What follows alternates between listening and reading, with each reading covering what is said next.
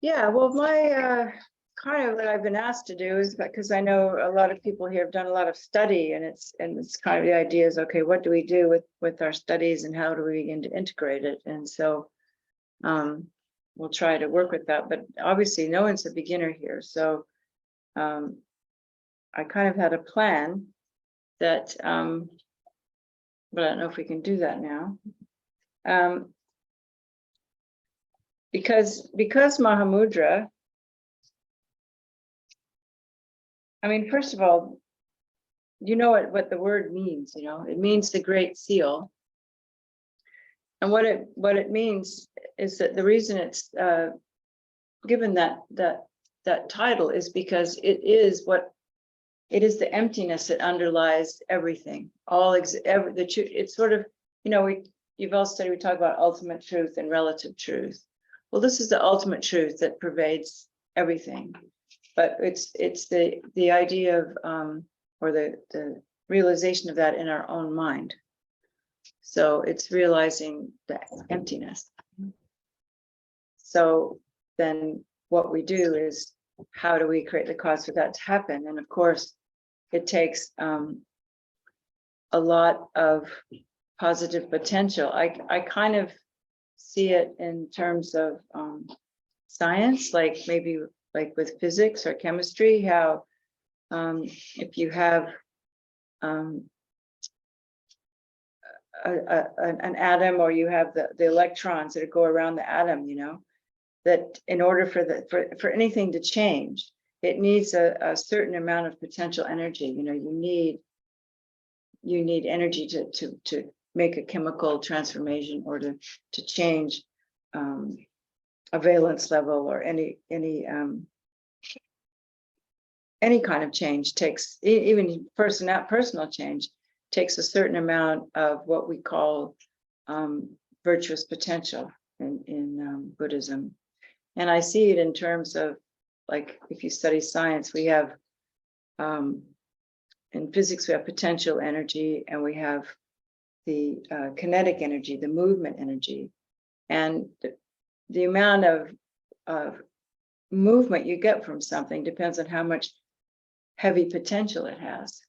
And so I think of merit as sort of like our potential for enlightenment, the amount of kind of mental power that we have, and it's not really mental, but it's more like the heart power, or the energetic holding, how much we hold, that allows us to have the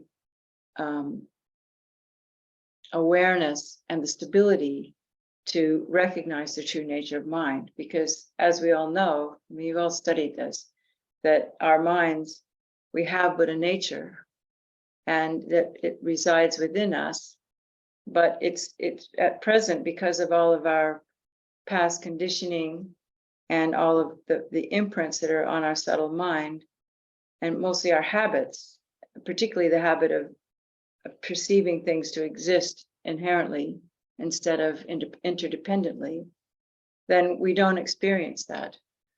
And our goal is to break that down, isn't it? And to slowly peel away the layers of ignorance till we get to the very innermost layer of ignorance, which is this inherent grasping and inherent existence that comes with every moment of mind. And so what we are attempting to do is slow down the mind enough and become subtle enough that we can recognize that tendency to concretize or contract around every experience that we have. And so we have all these different techniques in which to do that. And you've all studied, you know, there's the sutra path that takes countless great eons, and then there's the tantric path that goes more quickly, because it uses the subtle energy winds of the body. And when we begin to relate to ourselves not as a mental event, but as a holistic event that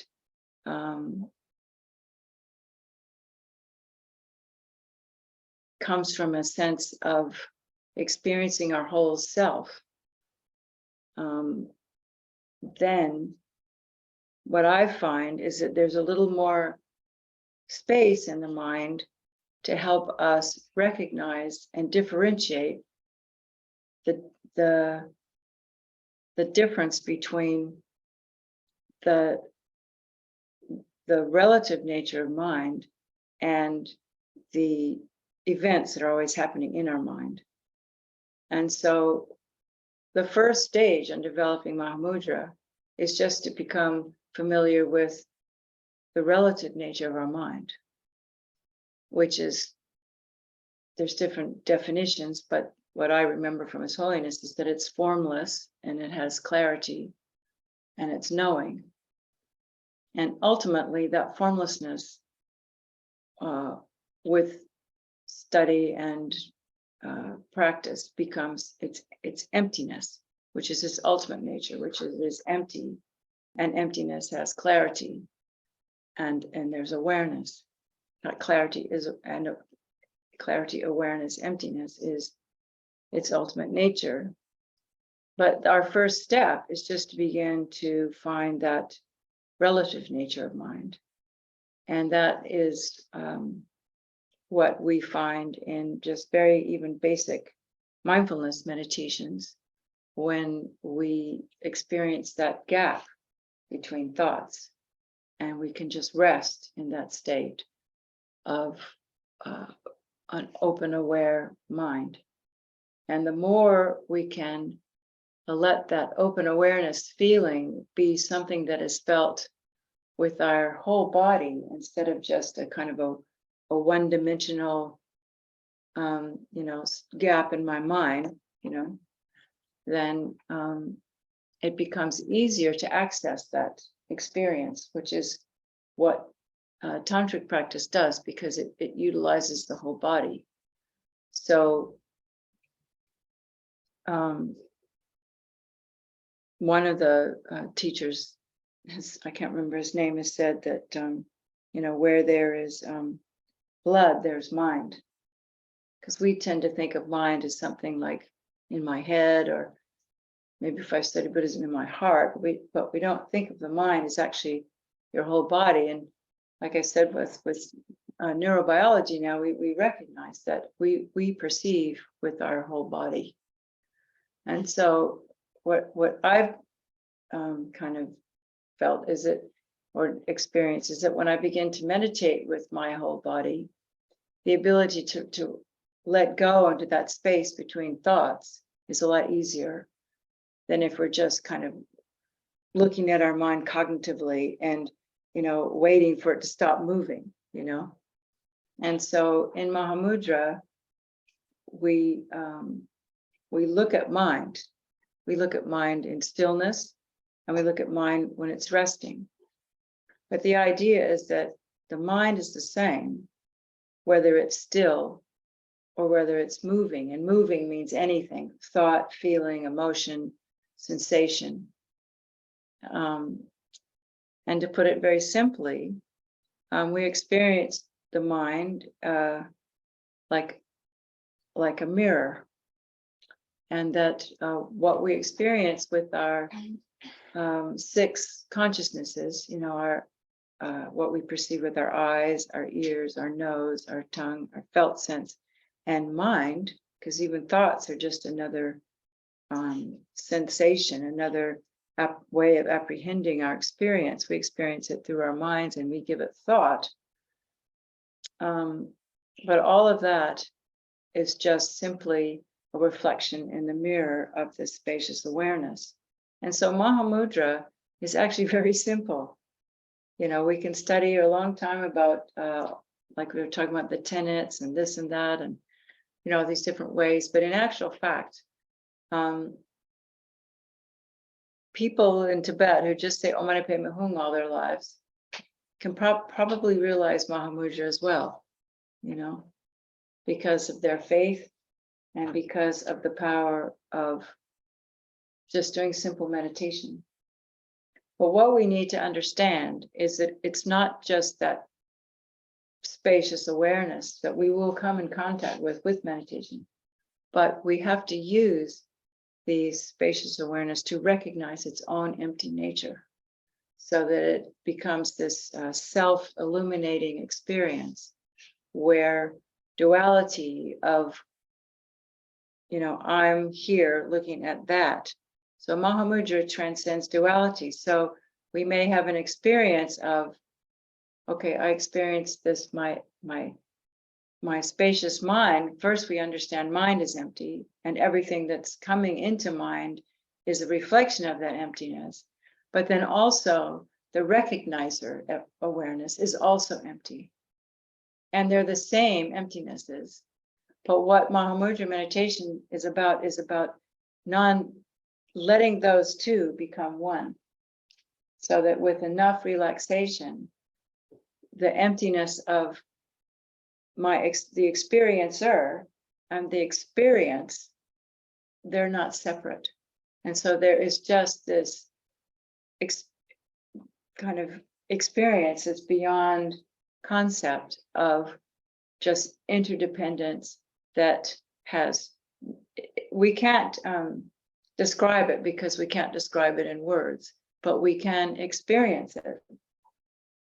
And the one thing that's very important to understand in Mahamudra meditation that I feel is sometimes maybe not emphasized enough in our wanting to be healing through secular means, and I'm not putting that down. I think it's important that we have mindfulness meditation and general compassionate meditations and everything that we do in the secular world. But what's way emphasized in realizing Mahamudra, very much so, in all the traditions of Tibetan Buddhism, is the concept of Guru Yoga. And I said last night that when I attended a month-long course with Lama Zopa Rinpoche on Mahamudra, and he spoke every night, every single night for a month was just Guru Yoga, to emphasize the importance of that. And it's because, and I've kind of experimented with, doing meditation without Guru Yoga and doing it with Guru Yoga. And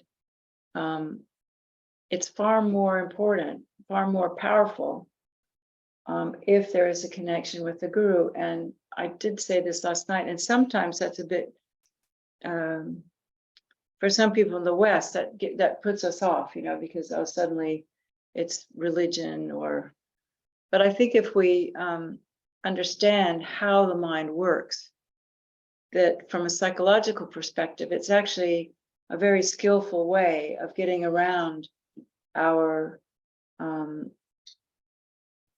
habits of who we are. We have habitual from lifetimes of when we think of me, we think of this personality. We think of this life and who we are and what we're good at and what we're bad at, but it doesn't really matter, but we just sort of stuck with a sense of me.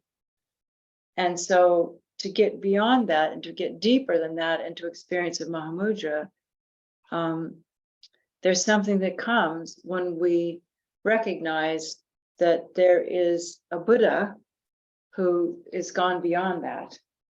And that when we can take refuge and put our faith in that future attainment of ourselves, it reflects back to us what our true nature is.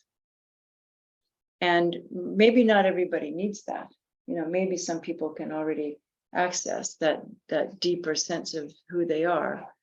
But I think part of the blessing of Guru Yoga is that most of us deep inside feel alone.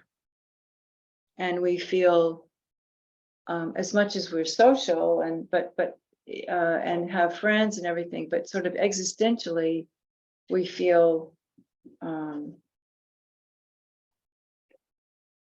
this angst of not knowing, of uncertainty that comes with having us being a sentient being. We talk about the Four Noble Truths. The very first truth is, we have uncertainty, we have dissatisfaction, we have this gnawing sense of things aren't right all the time. And the main thing that I find we need to open up, and it seems to come through Guru Yoga and through taking refuge in generating bodhicitta, is penetrating that sense of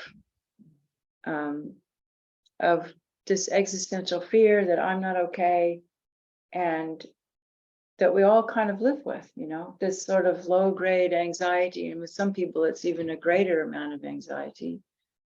And taking refuge seems to, if we really understand, and I guess it takes faith is a problem, it takes some faith. So maybe this isn't appropriate here, but if we do have faith in the fact that we can attain enlightenment, and that we need a teacher to do that, and we put our faith in this teacher, then there is some transmission that occurs that helps us to go beyond our normal self. And so that's why we do these Guru Yoga practices, is to inspire us. And of course it takes, I think this is why it's a little bit different in the West, because we're not able to be around really inspiring, enlightened beings. And so it's not that easy to have faith in it, because we don't see them. They're not down the street in the local monastery. There's not some yogi that can fly in the sky because he's been meditating all his life. And that's what it was like in Tibet. There were beings who could do stuff like that, and heal people and inspire people with their great love and compassion. And nowadays it's harder to meet beings like that. And in the earlier times when we were first in Dharamsala and coming here, there were a lot of beings like that just walking, the old Tibetans, and so we could gain faith in those practices. So so right now I'm not really sure about doing this Guru Yoga, because if you don't have that foundation of faith, I'm not sure it's appropriate. So I don't know. Are you interested in doing these practices or not? Yes. Yeah. Okay, then, because I wasn't actually going to talk so much. It's 11 o'clock. So let's just do a Guru Yoga practice. We don't need any text for, So let's just sit quietly and be comfortable. Make sure your pants are loose at the top. You want to unbutton your top button so that your belly can relax. Because for meditation to be relaxing, we need to, that's right, we need to be open here. And I forgot your name again, but Caroline, put your feet on one of those pillows. Because you don't want you want your feet, if your feet aren't touching the floor and you're in a chair, you want your feet to be supported so that you're not feeling pressure on your legs. Yeah. And so yeah. Do you guys need a break? Are you okay? Does anybody need to go to the toilet or anything? Okay, then we'll just keep going.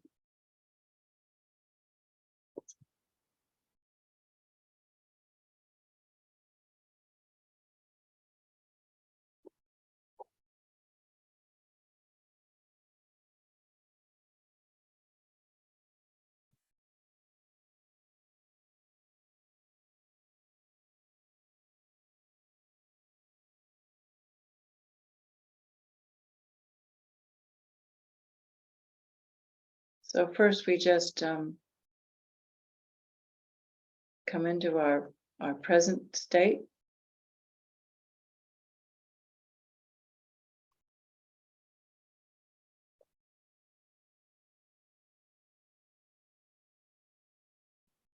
And start by watching our breath.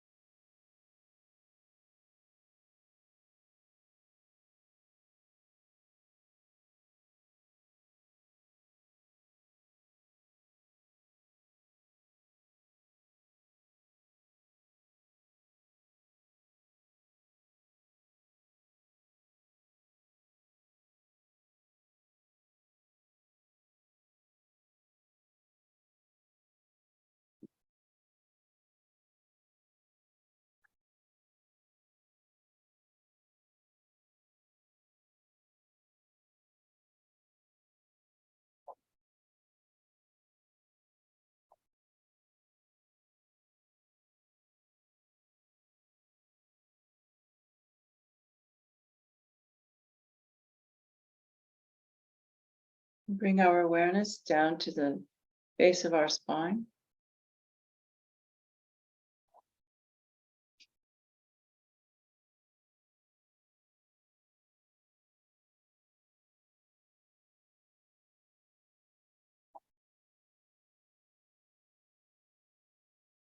And become aware of our legs and our feet, our knees.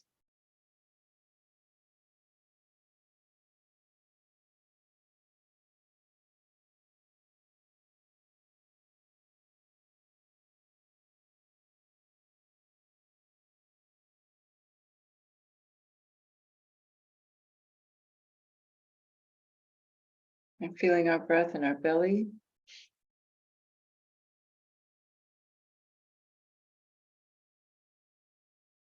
And the middle of our back. The upper part of our back.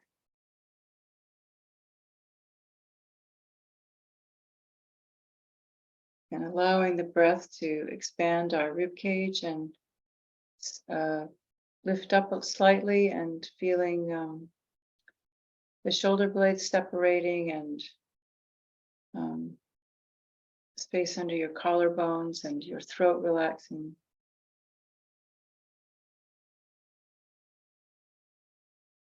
And notice the relationship between your skull and your spine. And feel an opening at the base of the skull and the back.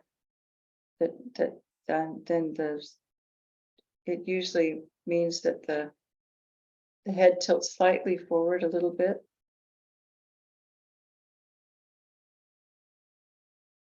And we notice the breath going through our sinuses and the upper regions of our mouth, upper back part of your mouth.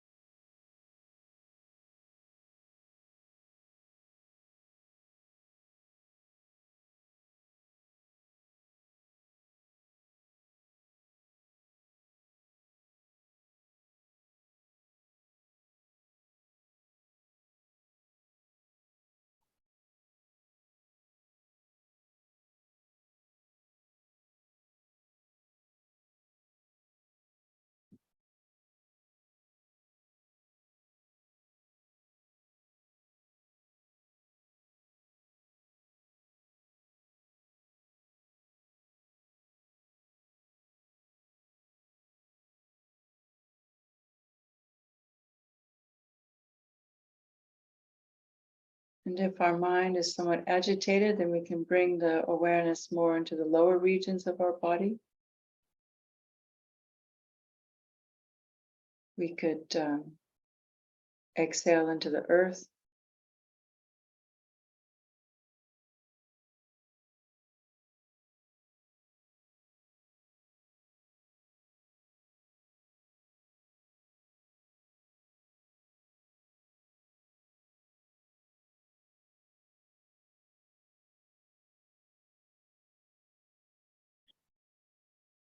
And if we're sleepy, then we bring the awareness more into the crown of our heads.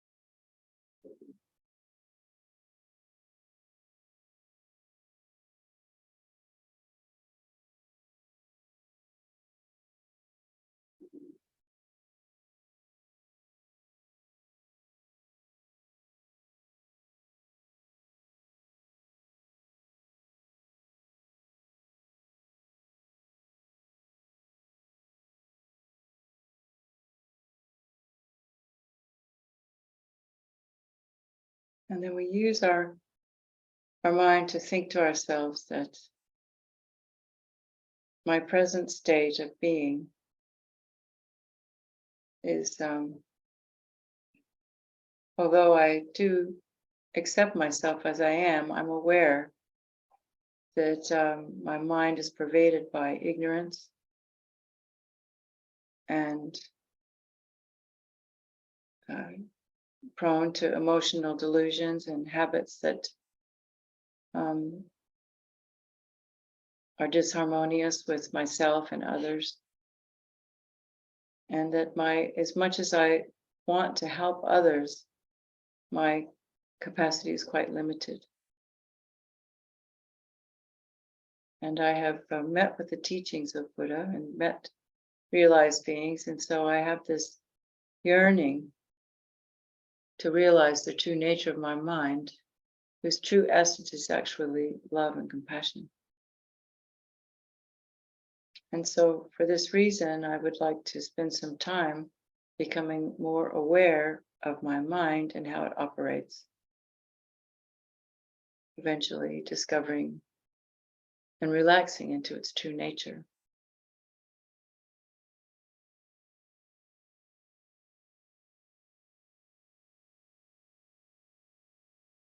So then we can just imagine that our heart is a moon disk, and it's radiating cool moonlight. And this is the compassionate nature of our true selves and of all the Buddhas. And all sentient beings also have compassion and love.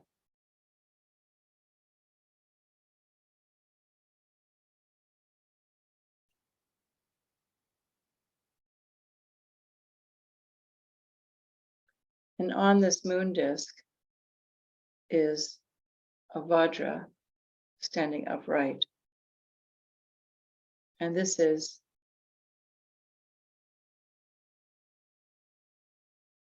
the interdependent true nature of my mind and all of reality, which is its emptiness. So being aware of this at our heart, we first develop this sense of loving kindness. So then, to do that, we remember an experience where we feel love. Maybe there's, someone or some pet or something that brings to mind. Maybe your teacher. And you can bring a sense, that kind of warm gentleness to your heart.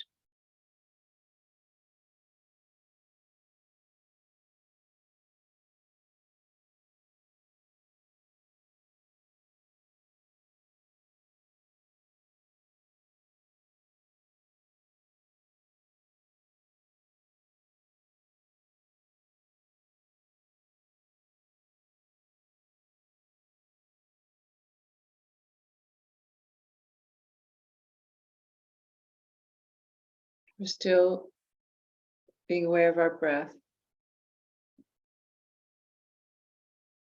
But with every breath we take, we imagine that this moon disk of compassion is swelling with this experience of love that penetrates our body.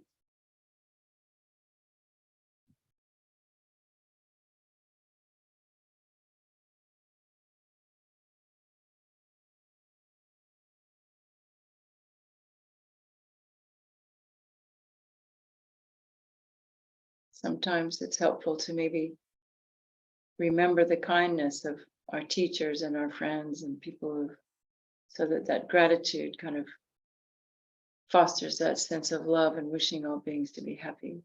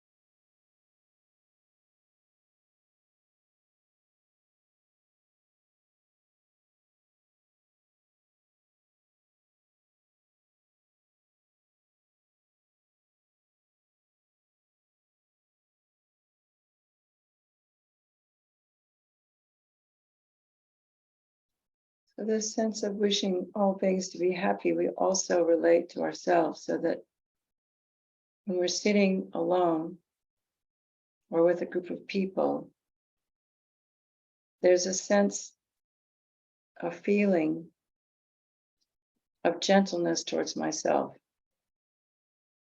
a kind of openness.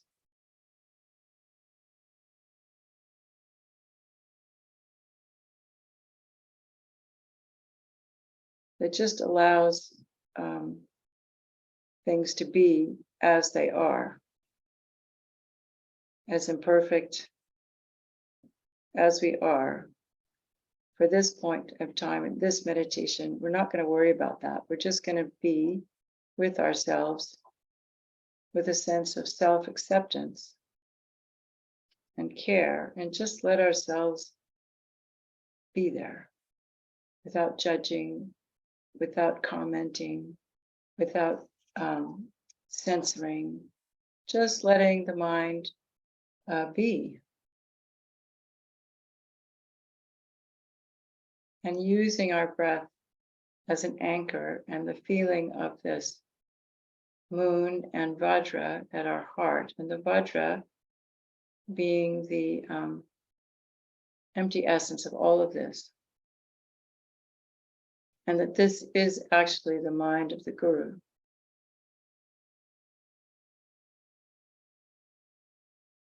And that the Guru is in my heart, the ultimate Guru, and even the relative Guru, in the form of this compassionate acceptance for who I am. And then understanding, without doing any analysis, just knowing that this I is also unfindable.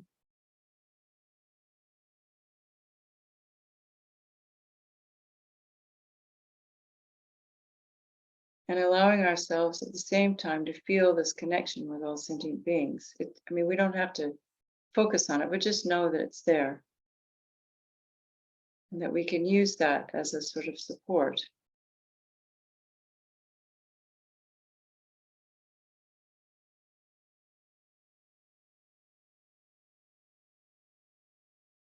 And then we just, using the breath and the awareness of the presence of this loving kindness within ourselves, we just relax and let the mind be.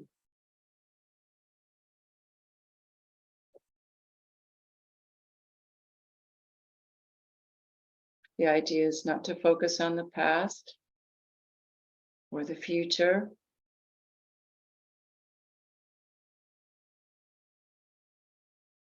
but as thoughts come, allow them to rest naturally from where they came from.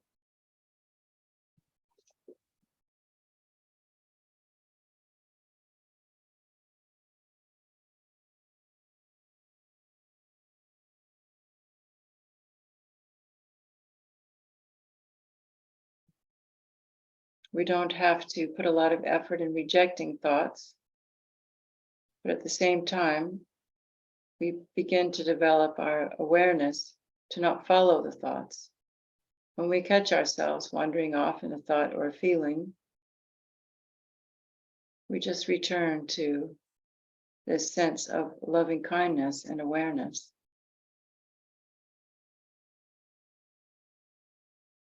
And just letting the mind rest.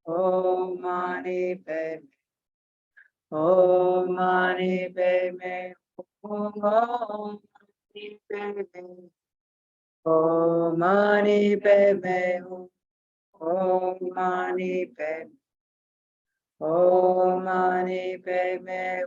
Om Mani Padme. Om Mani Padme. Om Mani Padme. Om Mani Padme.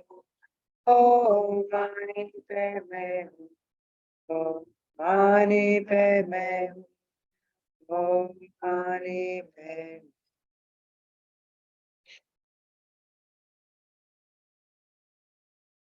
Just for a couple more minutes, we'll just sit and let that healing energy vibrate through our bodies and go wherever it needs to go.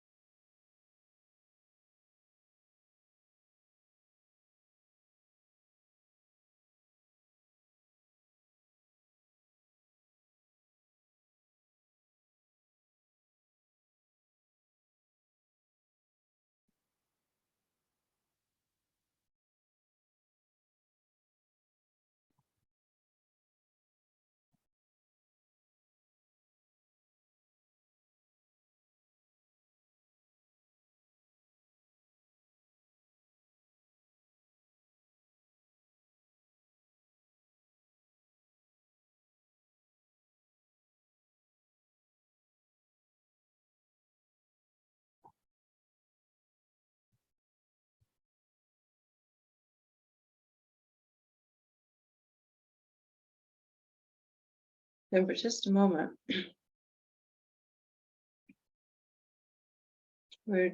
most of the time we're sort of experiencing something. So instead of that, just focus on the experiencer, the subject that's experiencing. I'm breathing. I'm sitting here.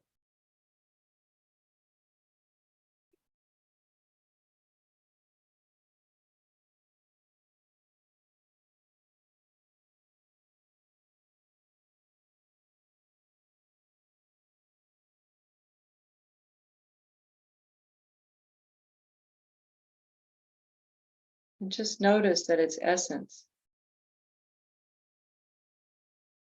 isn't an I, but it's mere clarity and awareness.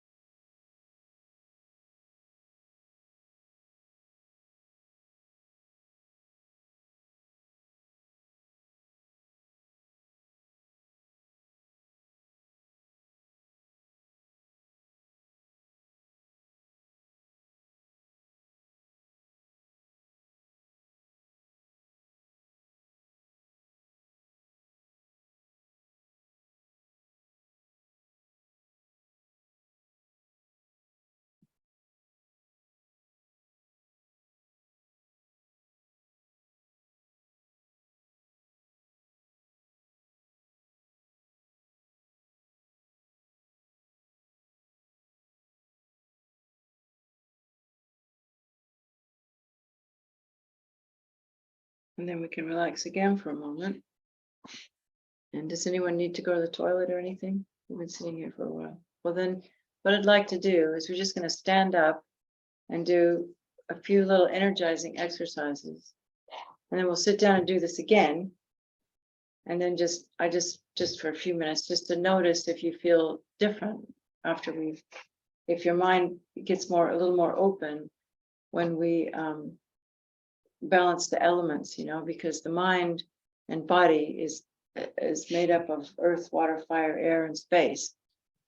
And when we can balance those elements, and sometimes it's easier to find this spacious awareness. Well, it's not find it, but just relax into it. So I don't think they can see us to do the exercises. Yeah, happy and following the conscious motive. Yeah. And they see me. They see you, yeah. Oh, they see me. Okay. I'm not sure if I stand up how they're going to see me. Maybe we need to move the camera. Can we put the camera up here, maybe? Or something? Or put the camera where they. Yeah, then it would be behind you. Is that okay? Oh, yeah, you could. I can face. So, Yeah. You guys can follow me from behind, I guess. Yeah, is that like that? No, should we house the picture? Oh, that looks good, huh? Pretty good. Yeah. Yes, that's nice. Okay, so we're going to do these exercises. And these come from the world of polarity therapy. And I'll turn around and face them, and then I'll face you. But the first one is to balance our air element. Because as you know, a lot of us tend to be very airy. The air element of the mind is the part of the mind that moves quickly.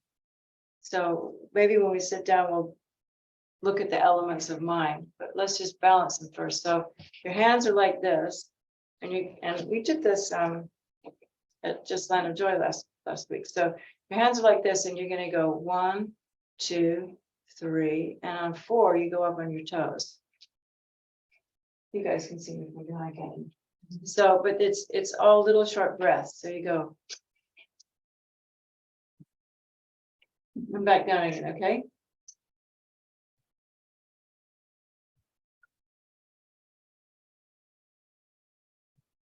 And you don't stand with your feet completely, your knees completely straight. They're slightly bent.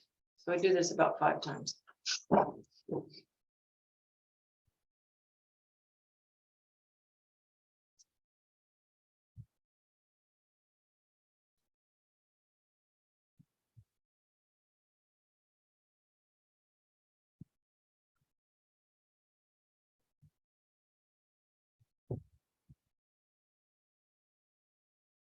One more. And then we do water. I don't know if they can see my feet. So you put your feet slightly apart, and you're going to bend your knees. Sorry, I'm pointing my butt at you guys, but so you bend your knees, and what you're going to do is your knees, they kind of go around like they go in and out. So you get sort of a watery kind of motion, right? Right? Yeah, that's good. Can the people on the screen see what we're doing? So your knees go around, and then your hands go on your knees, and then you also allow your shoulders and your head to relax. So you put your hands on your knees, and you bend down, but you kind of move with your shoulder around, like you're actually taking your shoulder around in a circle, as if you're standing up and doing shoulder circles, right? And then you let your head just go from side to side.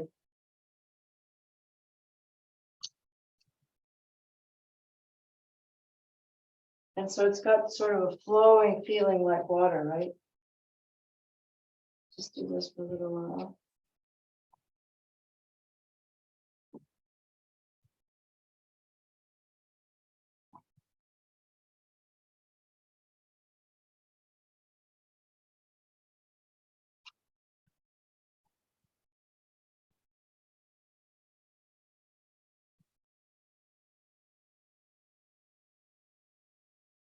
Okay, so that's water.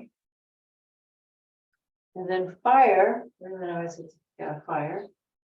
The fire is like a chopping. You bring your hands, I'll do it this way, and you bring your hands up, then you're just gonna squat, and as you squat, you say, ha, so you go, ha. Okay, so I'll do it quite a few times. Ha. Ha. Ha. Ha.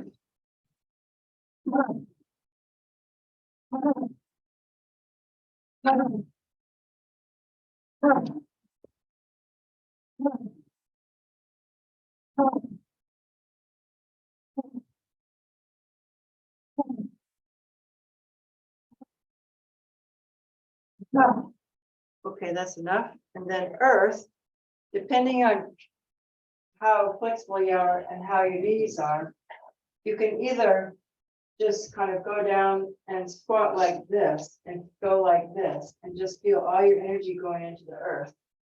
Can you see on the screen?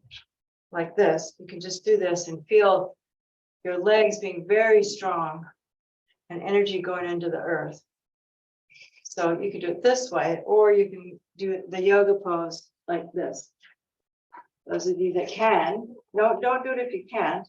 If you can do that, fine, but otherwise, don't force anything. You can just go like this. So let's just, and because this is also really good. So just feel all the energy going into the earth.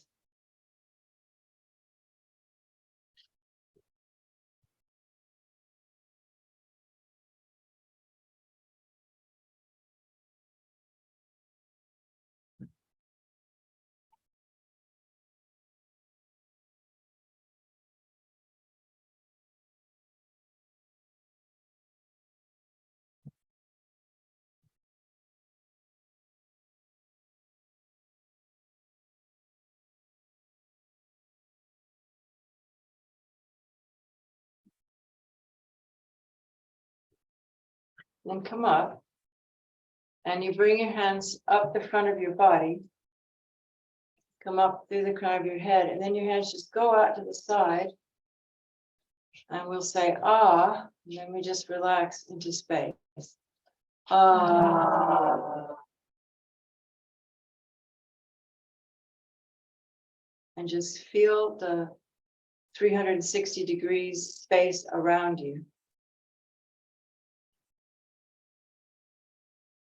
And allow your eyes are open and your gaze completely relaxes. So you're not actually seeing anything. You just have your eyes are open, but you're not like going, you're not, how do you say that? You're not focusing on anything. And you almost feel like your eyes can see all around you.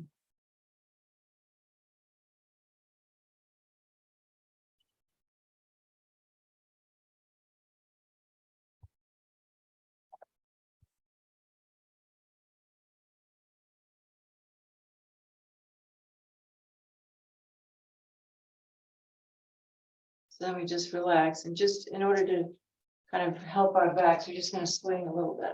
And then we're going to sit back down. Just a little more meditation until 12. And look all the way around so you get to stretch your neck.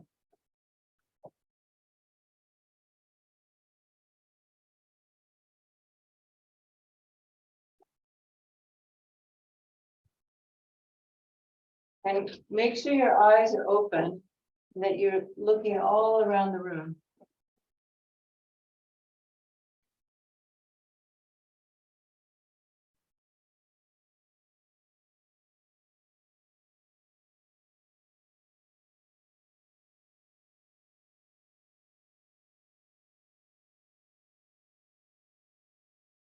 And then we just go like this.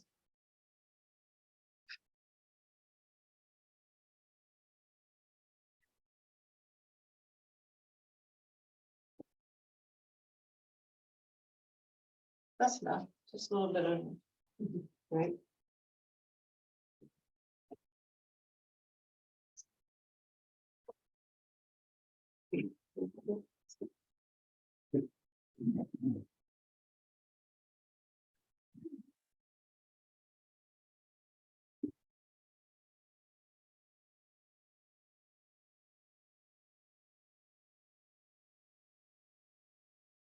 So for the last 15 minutes, go back into our sitting posture and breathing again into our bodies and our bellies. With either your eyes open or closed, doesn't matter. But Mahamudra practice is looking at the nature of our minds And one way of kind of beginning to understand the mind is we can look at the 5 elements as they relate to mind. And this was a teaching from the previous Kali Rinpoche he gave in London about 40 years ago. So we just think of the qualities of the mind. So the earth quality is the fact that everything comes from the mind, right? All our experience.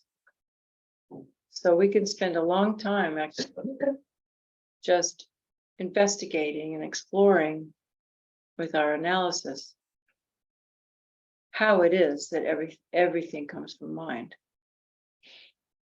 Because our first experience is, I guess I should wait for everybody to come back, huh? Sorry, I'll wait for everybody to come back.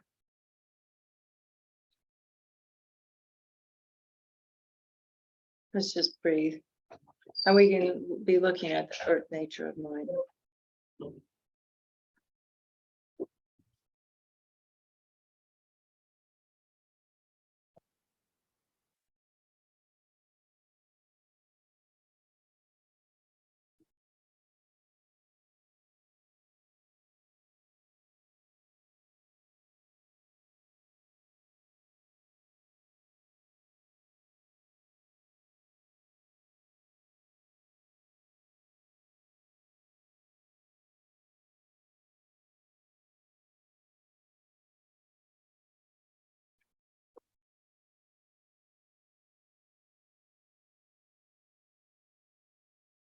So we're familiarizing ourselves with the earth, ground nature of mind. And so that quality is how all experiences come from the mind. And some of you have done a lot of study about that, but we can just think about it, Like, how do we see? We see with our mind. How do we hear? How do we taste? The eyes consciousness recognizes what my eye sense organ is doing. And it's true for all the senses. And then when it comes to our mental cognition, it definitely comes from the mind, because we all have our own karmic propensities of how we recognize things. We all know that for some people, something is beautiful, and for another person, something's ugly. For another person, they hear a few words and they hear praise, and someone else will hear the same words and hear blame.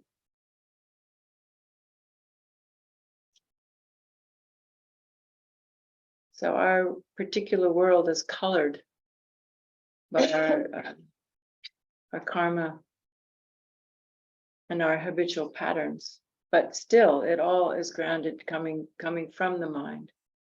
And so when we sit and meditate and look at mind, we can see, what's coming, what's going, where are they coming from, where are they going to.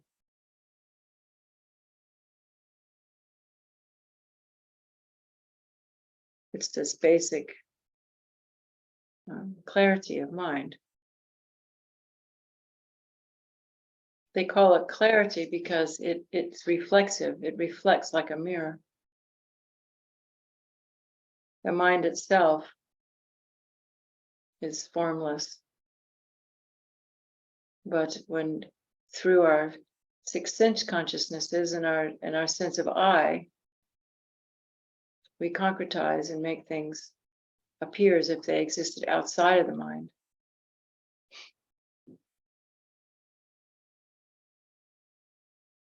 So by sitting and being quiet and watching how things arise in this state of from the mind, we begin to become more aware when things appear in the mind, that instead of seeing as being something out there that I can react to, I realize that this is just a reflection in this experience I call me.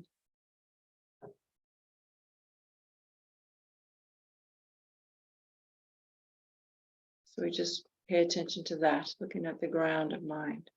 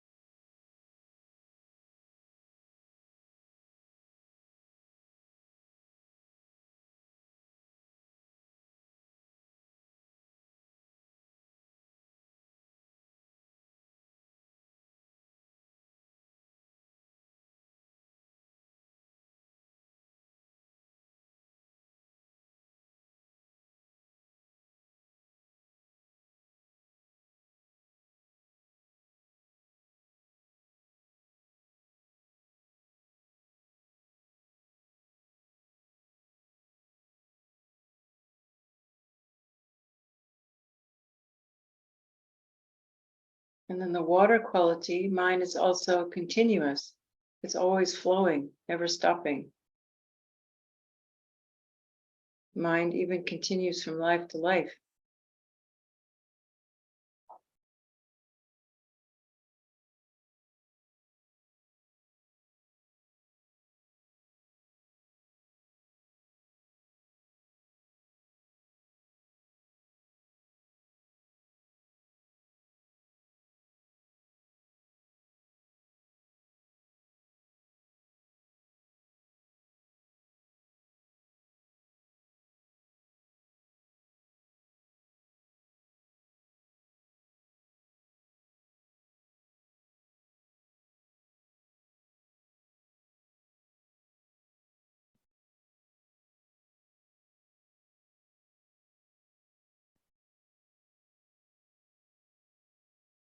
And then the fire element relates to our capacity to know, how we apprehend, we perceive.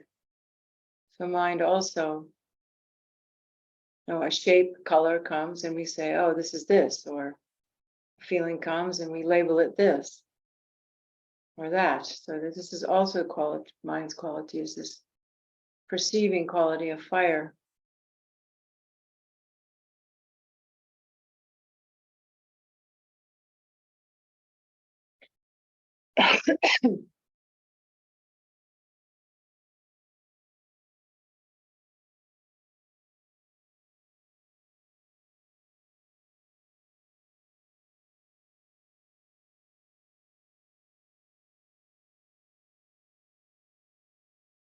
It's also the fire element that just perceives its own emptiness.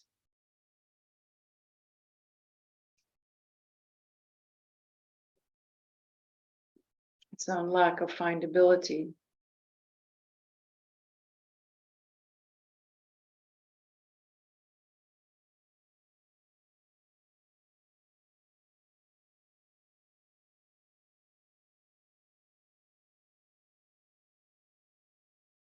Although it is present moment to moment.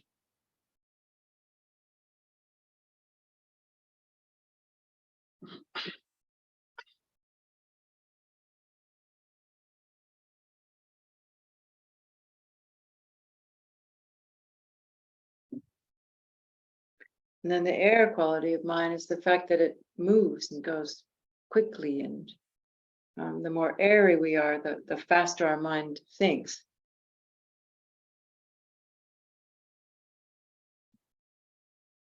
The fact that it can move from one thought, one feeling, one sensation.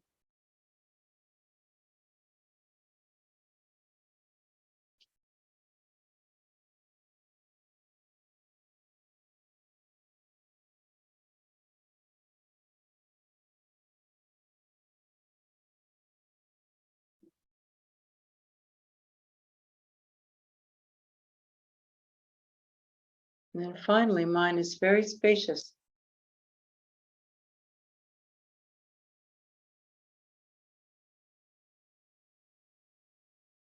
It has no geography. It doesn't, if we could experience the true nature of our mind, it would be limitless in space. Beyond locality, beyond concept, beyond form.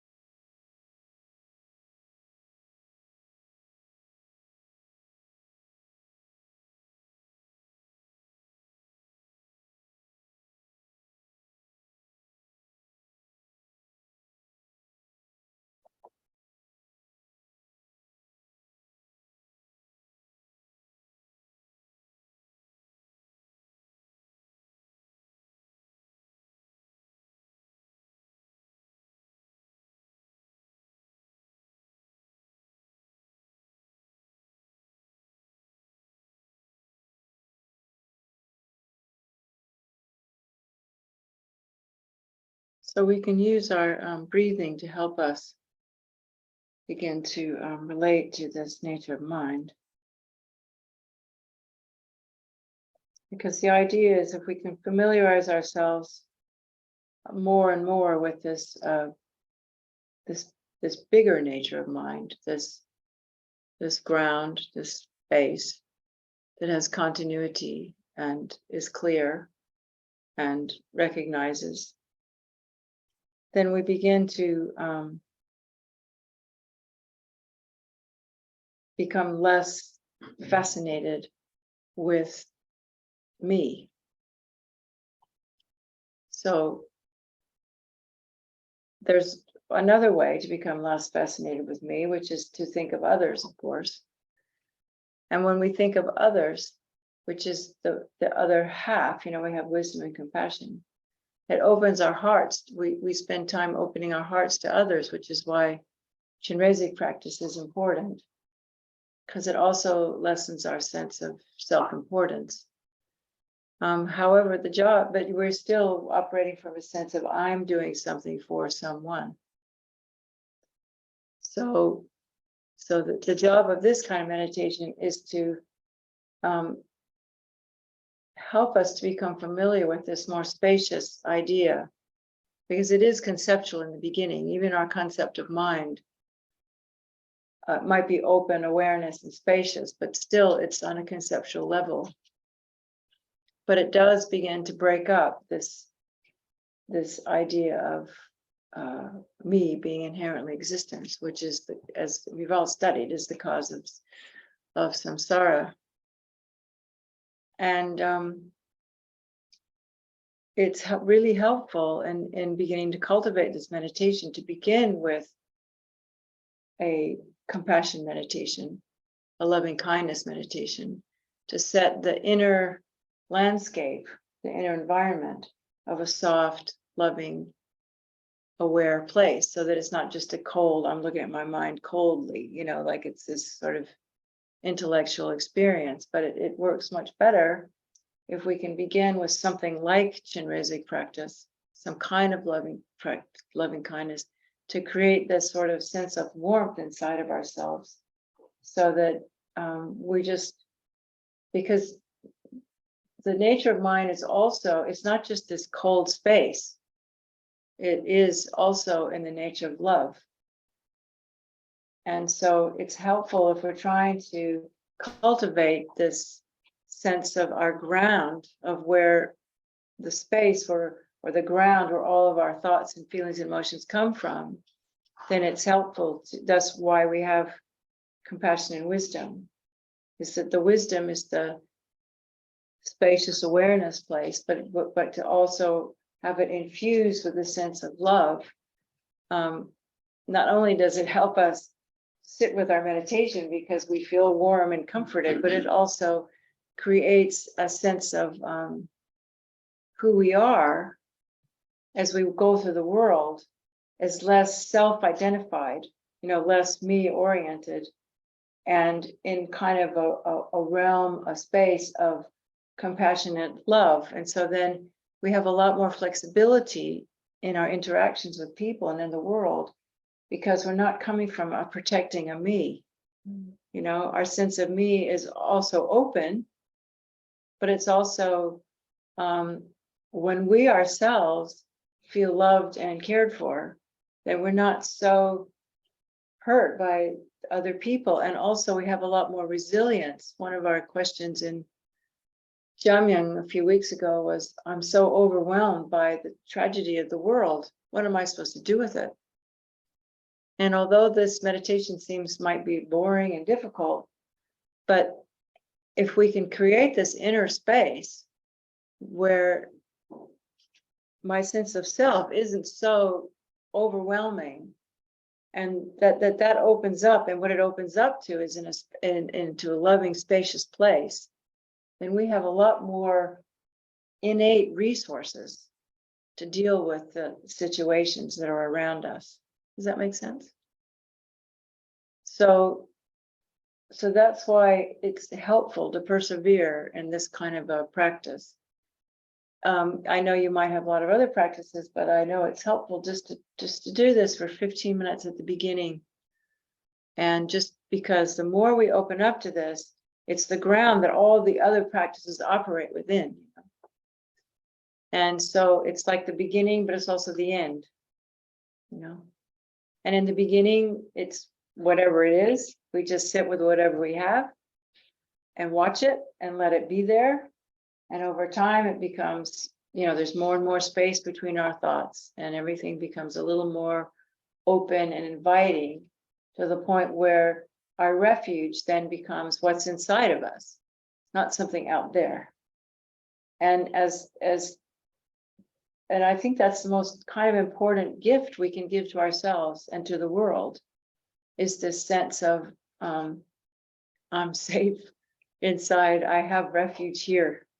I don't need, no matter what happens, that there is this compassionate awareness inside of me, that they call it a Vajra.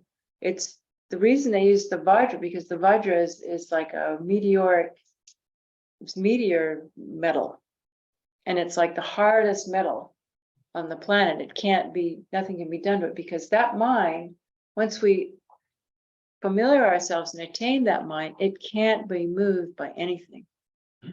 Which is why we hear these stories about these geshes and lamas who were imprisoned in Tibet and tortured and starved and lived in prison for years. And their greatest fear was that they would lose their bodhicitta. Even when, Rinpoche was battered, so he had his hearing lost because he was hit so many times, he didn't have any teeth. And still, when he would talk about it, he would only share his compassion for the torturers. So to have a Vajra mind like that, is a goal that we can have. And even if we just get a little bit closer to it, because as times on this planet are going to get more and more difficult, this is the resource that we need, and wherever we are, even if we just have children or whoever we're with, but to be able to develop this inner sense that I'm okay, that comes from being, I'm empty, I'm arising simultaneously with causes and conditions. There's not this inherently existent self inside, and that this lack of inherent existence is in the nature of love. And the more we do that, the more intelligent we can become, because we're not limited by our habits. So yeah, so that's all. That's all. So let's just dedicate, if we were able to generate any bodhicitta, because this is the essence of bodhicitta, really, the mind of enlightenment, then we can dedicate that to the happiness and benefit of all, and to all beings to be free of suffering and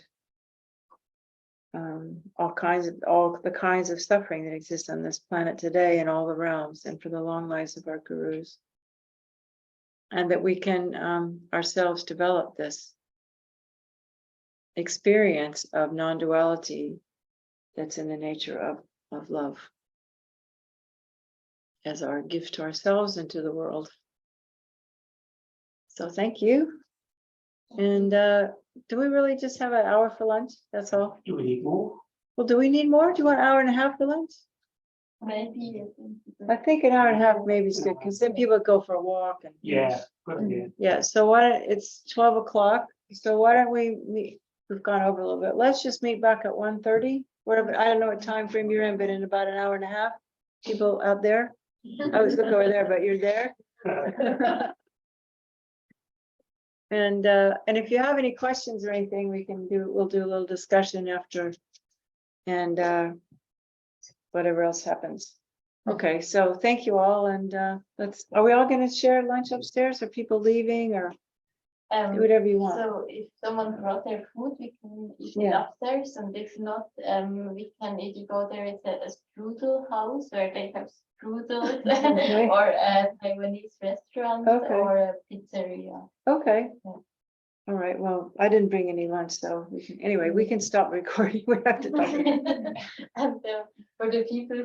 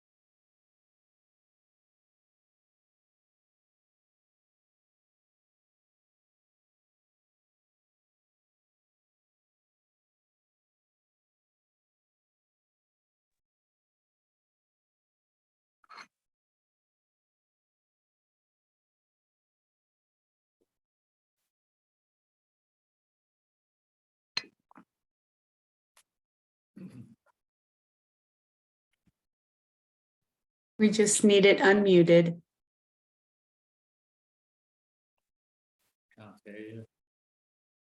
I know.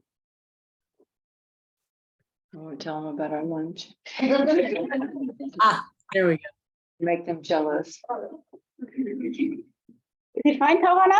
And thank you for our lunch, Wolfgang. You're very welcome. Thank you. Yeah, very, very kind. Thanks for you. Yeah. Much appreciated. Yes, much appreciated. I think that was my first strudel.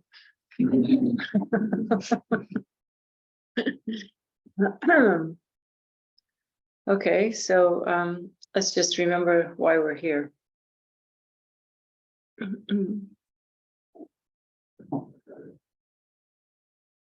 For our own liberation, the liberation of all sentient beings, and to create a culture in this city and in this world, a culture of tolerance and peace, loving kindness, and awareness of our actions and thoughts and speech, and fostering generosity and patience and morality and enthusiastic perseverance and concentration and wisdom in whatever form it could take.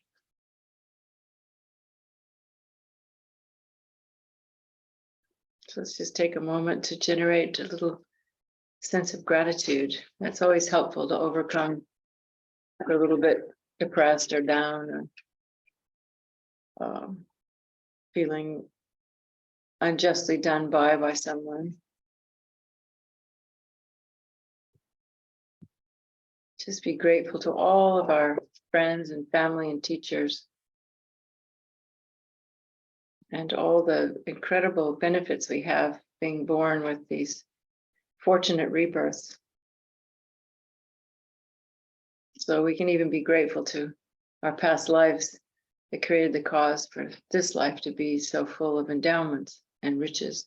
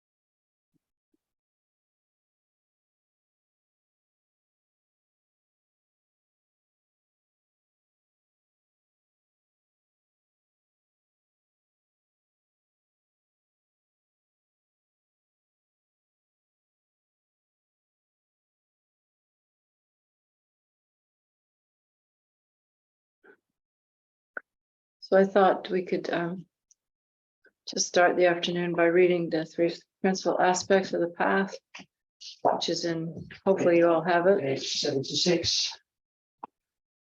The Kohan Triangle.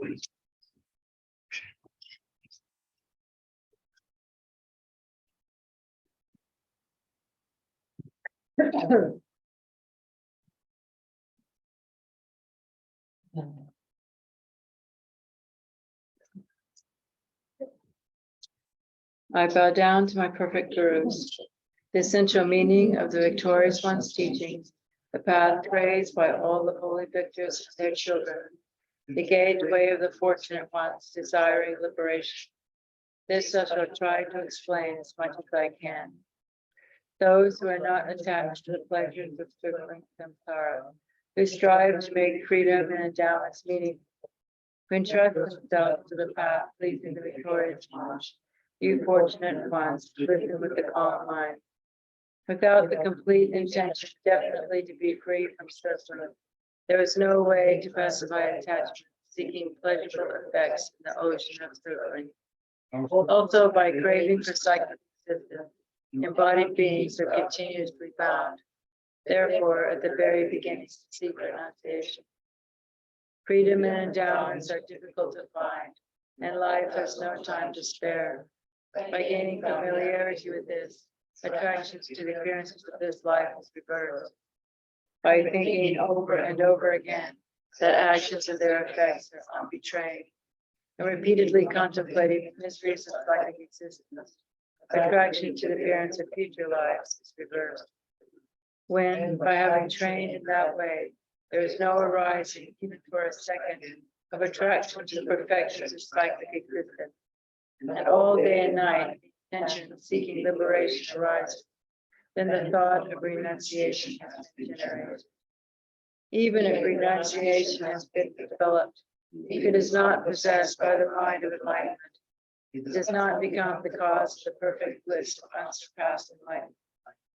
Therefore, the wise generate the supreme mind of enlightenment. Swept away by the current of the four powerful rivers, tied by the tight bonds of karma, so hard to undo, caught in the iron net of self-grasping, completely enveloped by the total darkness of ignorance, endlessly reborn in psychic existence, ceaselessly tormented by the three sufferings, thinking that all others are in such condition, generate the supreme mind of enlightenment. In short, if like the mother whose cherished son is fallen into a pit of fire, and who experiences even 1 second of his suffering as an unbearable eternity, your reflection on the suffering of all other sentient beings has made it possible for you to bear their suffering for even 1 second. And the wish seeking enlightenment for their state arises without effort. Then you have realized the supreme precious mind of enlightenment. Without wisdom realizing ultimate reality, even though you have generated renunciation of the mind of enlightenment, you cannot cut the root of circles. Therefore, attempt the method to realize dependent arisings. One who sees the cause and effect of all phenomena of both cyclic existence, state beyond sorrow, as forever unbetraying, and for whom any object trusted in by the grasping mind completely disappeared, as at that time entered the path pleasing the Buddha. If the appearance of dependent relation, which is unbetraying, is accepted separately from emptiness, as long as they are seen as separate, then one has not realized the Buddha's intent. If these two realizations are happening simultaneously without alteration, and from merely seeing dependent relations as completely unbetraying, the definite ascertainment comes that completely destroys the way all objects are apprehended as truly existent. At that time, the analysis of the ultimate view is complete. Furthermore, appearance eliminates the extreme of existence, and existence eliminates the extreme of non-existence. If you realize how emptiness manifests in the matter of cause and effect, then you are not captivated by wrong notions holding extreme views. In this way, you realize exactly the vital points of the three principal aspects of the path. Resort to seeking solitude, generate the power of effort, and quickly accomplish your final goal, my child. So what do you think about that? Does that sound really extreme to you, or does that sound reasonable?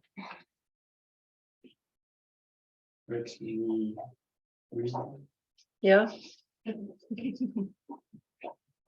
Something that could possibly be accomplished in this lifetime even? It's difficult. Yeah. So what do you think about renunciation? What do you guys think about that? Is it easy to see how it's important or not? I think nowadays it is more easier to see that it is very important, because I think that the whole world is getting to be crazy and getting to be more and more attached to money, to body, to whatever, and you see more. Oh my! So Yeah. I think it is more and more easier to see this. Yeah, I feel the same. What do you think? I think it's so difficult. For example, right now we had such a beautiful lunch, such a pleasurable lunch. Yeah. I think, how should I give up such a choice? Yeah. Well, It was so nice. well, that's one of the reasons I brought this up, because renunciation doesn't mean we can't enjoy our life. Mhm. And Lama Yeshe was very clear to say that it's really important not to think that renunciation means he said, you have to put yourself in a concentration camp. That's what he said. Because it's not the objects that bring us pleasure, the problem, it's our relationship to them.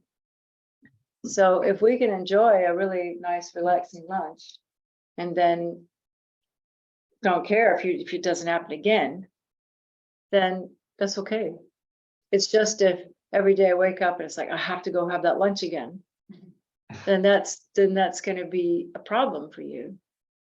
But Lama said that as much as you can enjoy, we should enjoy, because we live in a place where there's a lot of enjoyment, but it's just our relationship to enjoyments. Like we get addicted to it, we get grasping at it. But if we can enjoy if renunciation is combined with bodhicitta and emptiness, then we shouldn't have a problem enjoying anything, especially if we recognize that this enjoyment is coming from my mind, and my mind is merely labeled on the base, in which case I can use the enjoyment to be more open to the idea of emptiness. Because as I'm enjoying my food, I can stop and think for a moment and go, oh, where is this enjoyment coming from? Is it coming from the side of the food?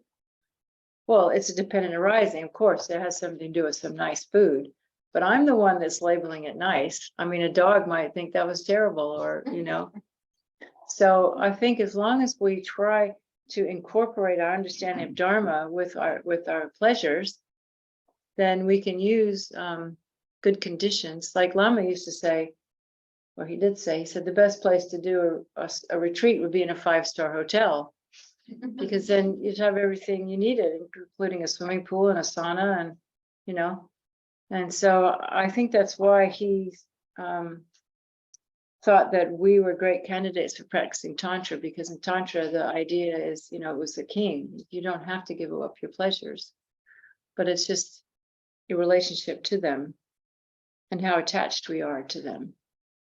And so if one day we have strudel and one day we don't, no problem, right? Does that make sense? Yeah. I think that's why I brought it up, because I think we make a mistake thinking renunciation means we have to shave our head and go off and live in a monastery. That's not true at all. Some of the most renounced beings, we'd never know. I think enjoyment doesn't come from the food, because if you eat a lot of it, keep eating it. That's it right. leads to enjoy it. That's right. So it comes from your changing attitude. That's right. Exactly right.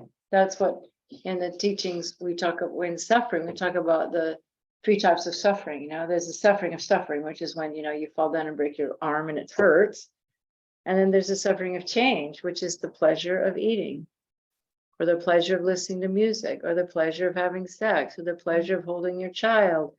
And what Buddha taught was that these pleasures are only, if you did it the whole time, it wouldn't be pleasurable anymore. So even our pleasure is in the nature of suffering.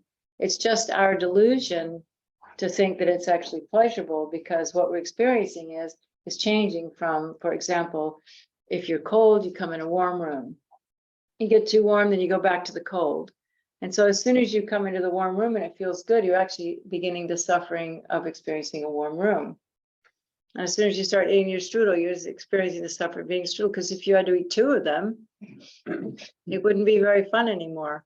However, the blissful feeling that comes from tasting it, that was the idea. If we use that to recognize that this is coming from my mind, and not only is it coming from my mind, but the me that's experiencing it, if I look for it, I can't find it.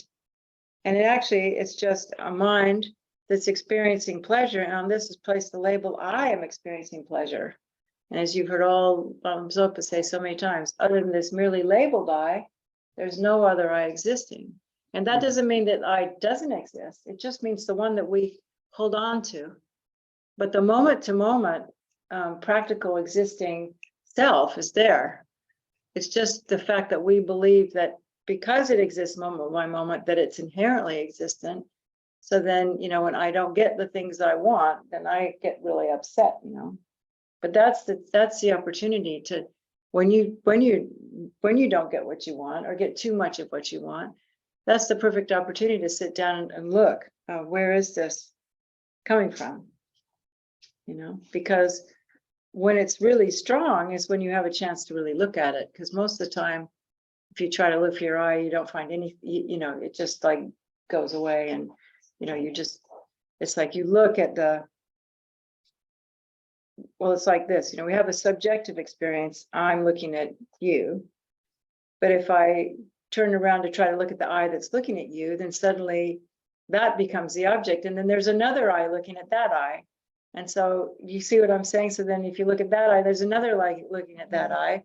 So you're always in this duality of subject object. But when your eye is really strong, when your sense of, Lama Zopa says the emotional eye is really strong, then that's an opportunity where a little part of you can actually look at it and it's not going to go away. And you can feel, and you can begin to go, oh, I see. And that's when you can do that analysis that we're talking about. Where is it? You know?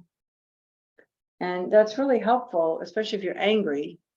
If you can just hold off for, I think it's 90 seconds. If you can just hold off for 90 seconds and, you know, watch your breath or do something, you know, it will begin, that momentary heat of anger will dissipate, you know. And then of course we have the residual resentment, but we can work with that with gratitude and karma and all the kind of ways we work with that. So yeah, so renunciation is the idea that I just don't want to do this anymore as an ignorant person.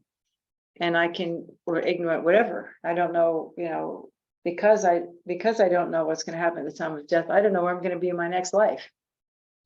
And so those of us who live in these really fortunate countries who have everything that we could want pretty much, you know, then the idea then is to use this time to develop our wisdom and compassion so that we don't repeat. Anyway, you all know that.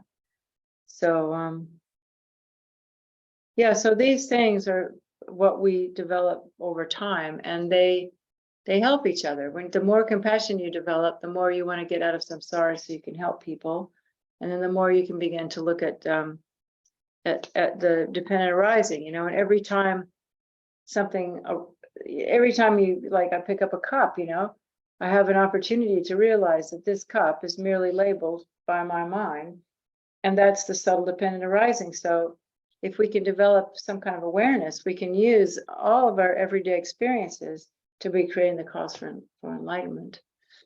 But that's kind of why it's important to do these very simple meditations, like we were doing, watching the breath, or feeling compassion, or looking at the mind, because it's important to develop the capacity to be aware of what's going on. And when we just sit and watch our breath, then that capacity to be aware of noticing when our mind's going, when our mind's coming back, that little mindfulness, in the beginning, we don't have it at all, do we? We're just one with whatever happens, you know. I'm here, I'm there, I'm doing this, I'm doing that. But slowly we begin to develop this watcher, which most of you meditators, you know, there's somebody watching what you're doing. And so that's really helpful then to be able to have a little bit of space to decide, oh, maybe I don't need to respond that way to that. That's going to be, you know, I mean, and sometimes we can't, because sometimes we get really triggered, you know, and emotional stuff from our past comes up. We just become one with this situation, in which case we just need to have compassion for ourselves and try to work with what caused that and how can I heal that in myself. But most of the time we can develop some kind of awareness. And then what happens is, even more over time, that sense of awareness, as you begin to, you know, look for where is it, it becomes more and more illusory and empty. And so then not only can you have space in your mind, but also that sense of I that limits us becomes more open, and it gives us much greater possibilities of how we're going to respond to what we want to think about, and because it begins to transcend those habits, those projections. So I just thought it'd be a blessing to read this, because I just want to, because I think people misunderstand renunciation. So it's important to get the idea. It doesn't mean you can't have fun. Just how you do it. And of course, if you do it with bodhicitta motivation, then for sure, if you eat your food to attain enlightenment for sentient beings, then how could that be non-virtuous? You have to eat food, might as well enjoy it, because anyway, the more we enjoy, the happier we are, and the happier we are, the happier people are around us. So it's good to be joyful and happy and enjoy ourselves, So we can't become these serious Buddhists that are a drag to be around. So yeah, I just wanted to do that. But does anybody have a question about like the 5 elements and what that was about, and that meditation, or anything else, or anything? Just about renunciation. So in short, awareness is the way you develop the ability to reach renunciation. Yeah, I would just think by analyzing and be yeah. aware of what's happening. Yeah, but also awareness is the function that gives us the capacity to engage in understanding renunciation, but it's also really helpful to do those meditations on the suffering of samsara, that these pleasures are in the nature, just like you said, these, food, actually, though it appears, if you had to eat a gallon of ice cream, it wouldn't be so pleasurable, would it? So so it's also helpful to do these analysis and things like, this life is very short, and how am I going to use my life? If we were to think, if I were to die at the end of next year, what's the most important thing to me? Would I want to be spending more time in Dharma practice? Would I want to be spending more time offering service somewhere? What's important to me? What to do with my life? And that really helps to develop renunciation. And then the idea that this perfect human rebirth, these beginning faith, the lower scope teachings in the Lam all are to help us develop renunciation. So the fact that, wow, I'm so fortunate, look at me, I have this amazing life, I'm not in a concentration camp, I'm not a refugee somewhere, I'm not that poor. I mean, maybe I have to work, but still I have time, to develop my mind. And even at work, I have time to develop my mind. I can be patient and generous and kind, and we're always have the opportunity to choose how we're going to behave, and I think that is a form of renunciation, is making that choice. Some people say that's a really bad translation, that what it really, Lama said what it means technically is definite emergence. So it's a positive thing, not a negative thing. I think a lot of times the early translators put things in Christian terms, and it's not really the right term, because what it means is, I love myself so much that I'm going to get out of samsara. So actually renunciation is a form of self-love and self-appreciation. It's not how it gets twisted and thinking that like I have to harm myself to get enlightened, which is what people think, I have to go off and do really hard things. It's true. We can put ourselves through difficult situations in order to learn something, but lots of people do that. Tennis players do that, and runners do that, and doctors do that. And it's the thing of delayed gratification. You might go to Copan for a month and it's not that easy, it's cold, and but the rewards you get are greater. So yeah, I really see definite emergence as a form of self-care, really.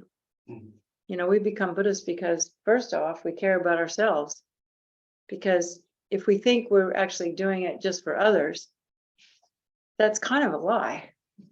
We can say that, and they can be our motivation, but really, we're human beings, and what we need is comfort and safety and care.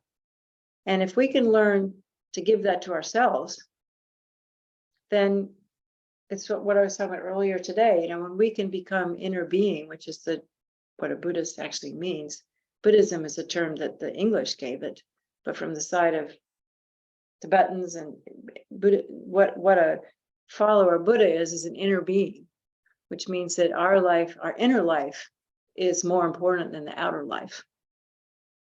And that's what renunciation is. It's just turning the mind inward. The Dalai Lama says that the first two, definite emergence and bodhicitta, are two sides of the same coin.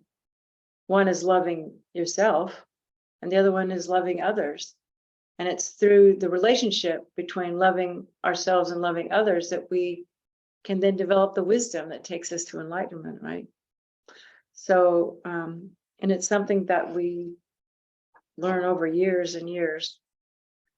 But it's, so that's important. Why we meditate? We're sitting down here to liberate our own minds, because once we liberate our minds, we can liberate other people's minds. And so we have to cultivate those three. And wisdom, which is the last one, which is where the Mahamudra comes in, it doesn't really come until you have the other two. Although Lama said you do develop them all together. But the final realization of emptiness comes after, for most people, a lot of time spent in renunciation and bodhicitta and practice. But it doesn't mean we can't already understand it. It's just the actual experience of it, the pure experience of being groundless and boundless and emptiness, and that takes time and merit. So so everything that we do in the Dharma is to develop those three. That's why Thomas and Kappa wrote it like that, Yeah, so thank you for your question. It's good. Anybody else want to ask a question? Can you maybe elaborate a little bit more on how to reconcile the idea of renunciation and the idea of Tantra, which is kind of the seeking the pleasure in order to experience the bliss, in order to arrive at the mind of enlightenment, and how the two fit together? Well, it's a little bit what I was saying before. I mean,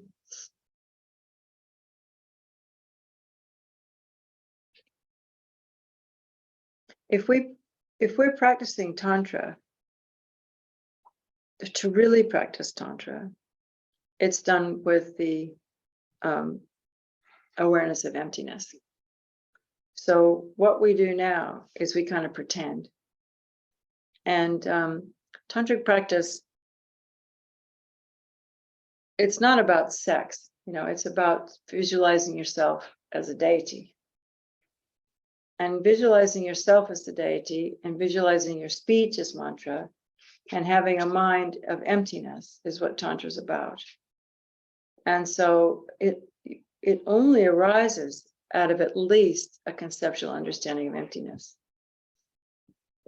So unless that's there, we're not really practicing Tantra. And so that's why it's important to do the training in the Lam Ram, the three principal aspects of the path, so that when we do a practice to arise as the deity, there is an actual, at least generic image of emptiness. And that emptiness, or Lama Yeshe used to say, at least just feel a lot of space, and you can at least stop and think about, bring up a sense of self and replace that with a sense of spaciousness. And that spaciousness then, this clarity of mind that I was talking about earlier today, that rather than reflecting back my samsaric self, who I think, we reflect this amazing light body of a Buddha. And the reason we do that is because we are bringing the results into the present. So we're pretending to be a Buddha before we are one. And what that does is it creates really powerful imprints. And so it's like renunciation is just part of that. Because if renunciation is your wish to attain enlightenment, and you're going to turn away from activities that don't promote that, right? Then when you practice Tantra, it's just part of the whole thread of the whole path to enlightenment. Does that help? So as much as possible, we have to understand the emptiness of the experience. And, tantric practice has a lot of visualizations that you do, say, for instance, to transform eating. When you're eating and you're experiencing pleasurable food, you imagine that as you chew it up, it just turns into this blissful wisdom nectar that goes down to your heart chakra and explodes through the subtle nervous system, and it brings bliss throughout your whole body. And if you eat with concentration and meditating on that, then eating becomes your practice, and you can do that with everything, those mind trainings that you do, which is one reason to take time to be in solitary retreat, because then you can actually engage in those practices and hopefully remember a little bit when you're back out in the world and having lunch with your friends. You remember at least to swallow at least once, maybe, that it's a blessing, and to bless your food. And so it's just a way of life that transcends the ordinary appearances, because in Tantra, the cause of samsara is ordinary appearances and grasping at those ordinary appearances, which is a little bit different. And so what we do as much as we can is try to transcend ordinary appearances, which is why we're supposed to see all the beings as deities and all the lands as mandalas. But in actual fact, it takes a certain amount of awareness of emptiness to do that. Otherwise you're just kind of playing games, Yeah, so it's all part of the same thing. It's just, does that help at all? Yeah, is it kind of what I'm hearing is that basically the mind that experiences pleasure, the mind that is a different mind that experiences pleasure under the Tantra.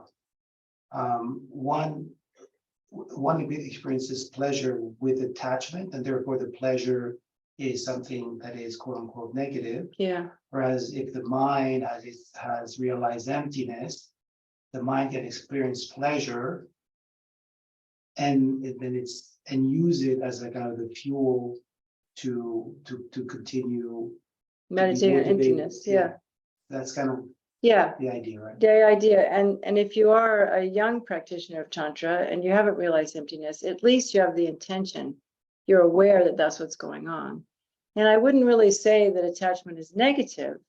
I don't like to really use that word negative, because it kind of gives it a pejorative, it says negative, because it's not bad. I think what we need to think about is what we're creating the cause for. So if you think about it, that every act of mine is creating the cause for a future experience, then if we're doing something with a lot of attachment, that just means in the future, all I'm going to have is more attachment. And attachment, there's nothing wrong with it in it of itself. But when we're separated from our object of attachment, then we have a terrible time. We just get really upset about everything, and we hate the person that took it away from us. And, we just go bananas, because attachment is such a powerful thing. So it's not like attachment's negative. It's just looking at its nature and what it's going to do to you if you allow that to go on. And it's hard because it feels good, attachment feels good. It's a pleasurable experience. And so we just have to realize that when we indulge in that, what we're creating the cause for. And if possible, we have three choices, right? We can separate ourselves away from objects of attachment, which is what a supposedly monk or nun would do. Of course, they're attached to food and all kinds of other stuff. It's just the person that they're not allowed to attach themselves to. But they get attached to their friends. Everybody gets attached, But the idea and that level of the Hinayana practice, I suppose, is to just separate yourself, And then in the Mahayana, the idea is we can transform our attachment. We can turn it into loving kindness, or do the best we, we just try to work with attachment so that it doesn't bind us so much, But then in the Tantra, you see objects of attachment, you experience it as this discriminating wisdom, this mind that can discriminate the difference between attachment and pleasure. Attachment that seeks to hold it and hold on to it, and then just a lightness of, oh, this is blissful, but I don't have to have it. I don't have to own it. It doesn't have to belong to me. It can just be a passing blissful feeling, because my sense of self isn't going, I want that one. Does that make sense? Mhm. Yeah. Does that help answer that question? Yeah. Mhm. How about the rest of you? Make sense? Anybody online with a question? I can't see anybody. I asked, does anyone have a question? Quiet groups of people. Yeah, seems they're good. Okay. All right. Yeah. About we meditate on the mind and the four elements. Yeah. 5 elements. Five elements. Yeah. But it is but kind of, I always thought these 5 elements are material things. Mhm. And I first time, no, okay, then it can be kind of converted to non-material things as the mind or Yeah. so. Well, it's not that it's just a way of looking at the aspects of mind, that they have these qualities, and I mean, the 5 elements are material, but because what the point of Mahamudra practice is just to become familiar with the nature of mind. And so we look at mind, we just spend time looking at it and investigating it and just watching it, and over time, that, say we use our breath as our base for it, over time, that being focused and present, will morph into this clarity aspect of the mind, and the awareness of bringing it back will eventually become the emptiness of the mind. And so then we have this union of clarity and emptiness. But it somehow, I just felt that hearing those 5 elements just sort of helped me when I sit and look at my mind to look at its qualities, because it's sort of like becoming familiar with something we can't touch or see, and so because even in the beginning, when you say clarity of the mind, what is the clarity? What is that? I don't understand what clarity means, but if you keep just sitting there, you'll see, and that there is this kind of vividness that the mind has, and that there is a spaciousness that the mind has, that where things come and go, and that is the clarity of the mind. But while we're still just always using our mind to do something, we don't really have, we haven't stood back enough to have that experience. And so I just felt, me personally, that kind of looking at those 5 aspects of the mind helped me to be at home in the place where everything comes from, rather than being what those things are, like feelings come, thoughts come. Where do they come from? They come from mind. And so what we're hoping to do in the beginning stages is just be with mind. And so if we're just being with mind, it's spacious, it moves, it's aware, it's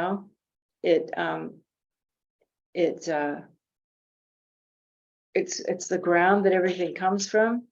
And it just it helped me. So I thought, we can try it again if you'd like to. I just thought it was a helpful experiment to just sit and just kind of be aware of what is mind, what is our mind. And that the thing is that we can't really say anything is mind, but we can at least experience these aspects of it, right? So maybe, do you want to try it again? Okay.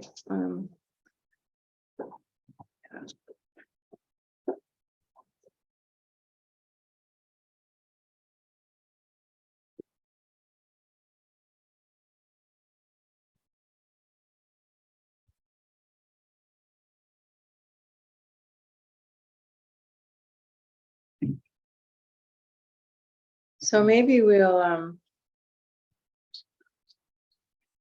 just start with taking refuge in bodhicitta. I don't know, do we need to read a prayer? Or we can just, you all know how to take it. No, so let's just imagine the Chinrezi, we'll use Chinrezi. So forearm Chinrezi into space in front of us.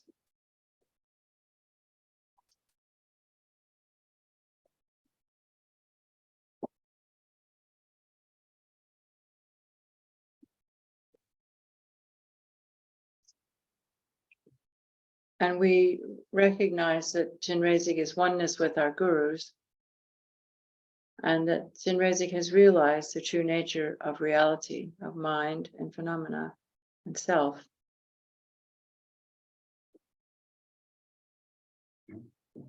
And wishing to have that experience ourselves so we can be free of our afflictive emotions and not being able to see the results of our actions and not being able to really see how we can help sentient beings, we turn our mind to Chinrezi and we tell ourselves that we are going to follow this path of renunciation, bodhicitta, and right view, and to turn to Chinrezi to please help us and guide us. And this is the act of taking refuge.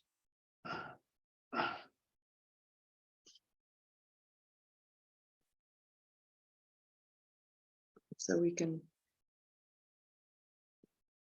think to ourselves, I go for refuge until I'm enlightened to the Buddha, the Dharma, and the highest assembly. And the virtuous merits we collect by practicing giving and other perfections, may we attain the state of a Buddha to be able to benefit all sentient beings.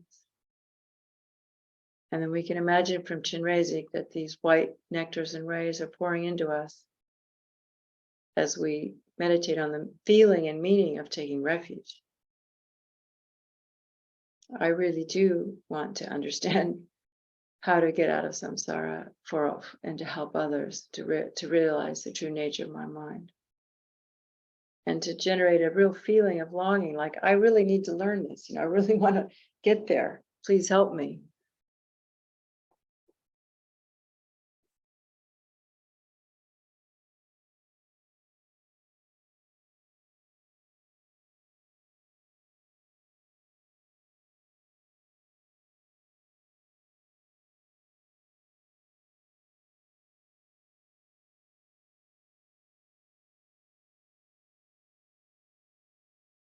And we allow ourselves to feel this white light all through our body.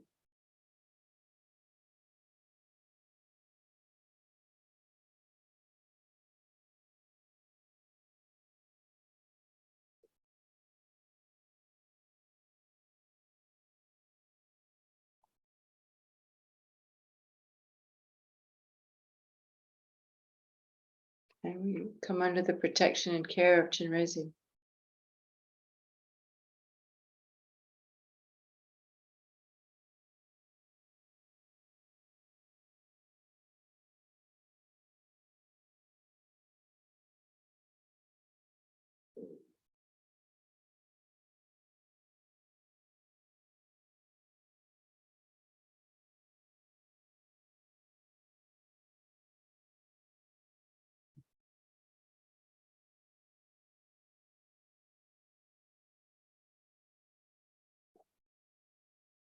And then the yellow nectars and rays come from Chinrezi's heart into the crown of our heads and fill our bodies with this yellow light. And again, we feel empowered to recognize the difference between ordinary attachment and a mind that's enjoying for the sake of experiencing emptiness.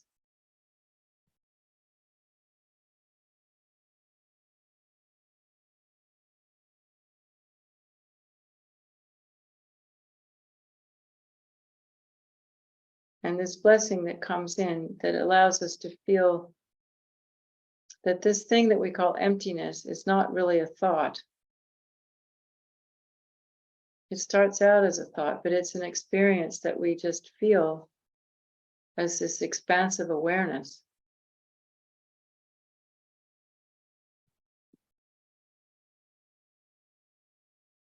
When the truly existent I is experienced as merely a label,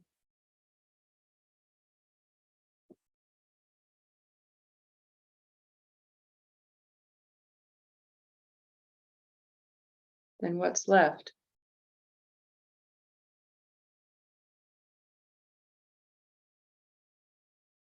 We can't really label it anything, but we still have an experience.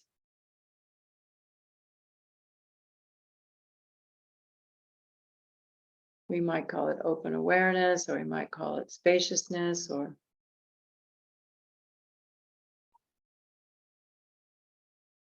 but whenever we seek to define it, it loses its luminosity and clarity and becomes a concept.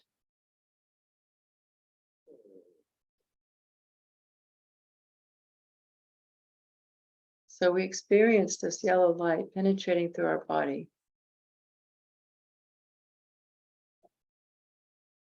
And we can feel it in our, toes and legs and hands, and begin to experience our sense of self, not as a singular agent in my head or my heart, but as my whole body.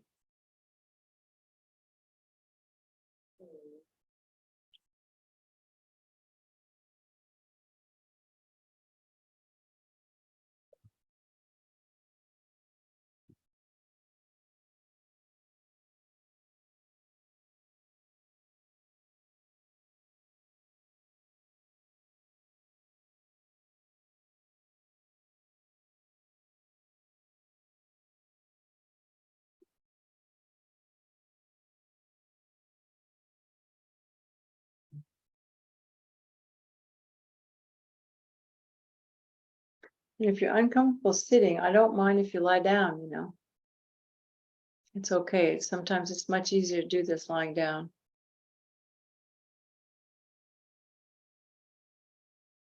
And then also from Chinrezig, this yellow light comes in and it brings this feeling of care and love.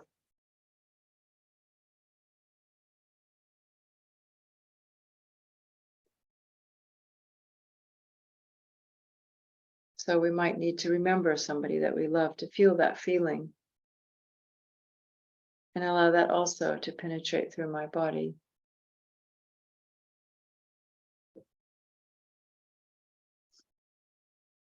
And if none of this feels like anything in the beginning, that's okay.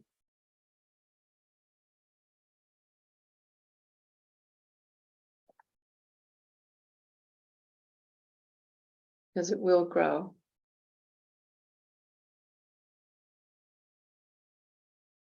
And it almost feels like, all the atoms of our body begin to vibrate and become less concrete.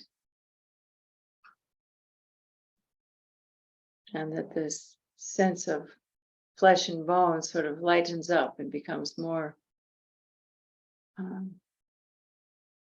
just like a light body.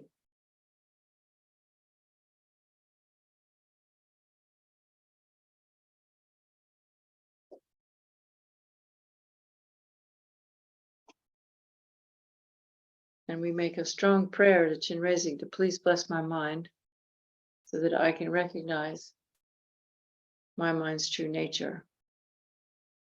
And the prayer of the Gelugpa Mahamudra lineage is, may I cut the continuum of self-grasping, train in love, compassion in the mind of enlightenment, and reach the unsurpassable Mahamudra union swiftly through the paths.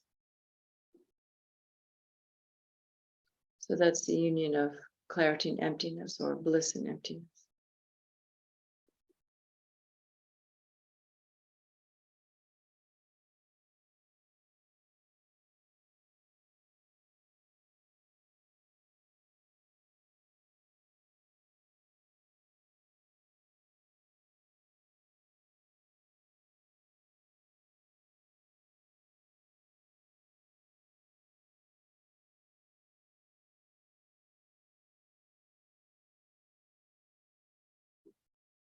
So then Guru Chinrezig hears our requests and comes, first of all, dissolves into a brilliant white light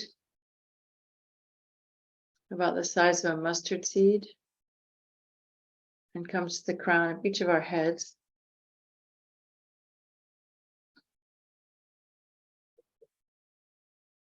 And enters through our central channel. And as it comes through the crown chakra, then white light's generated all through our body, purifying all the obstacles to do with our body. And we imagine that our bodies become oneness with Chinrezig's holy body.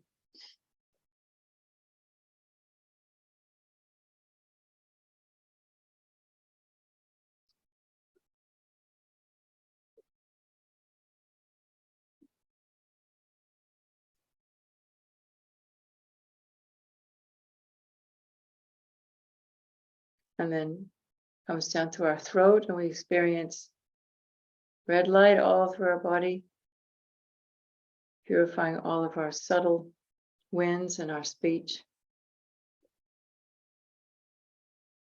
And we feel the blessings of Chinrezig's speech mixed with our speech.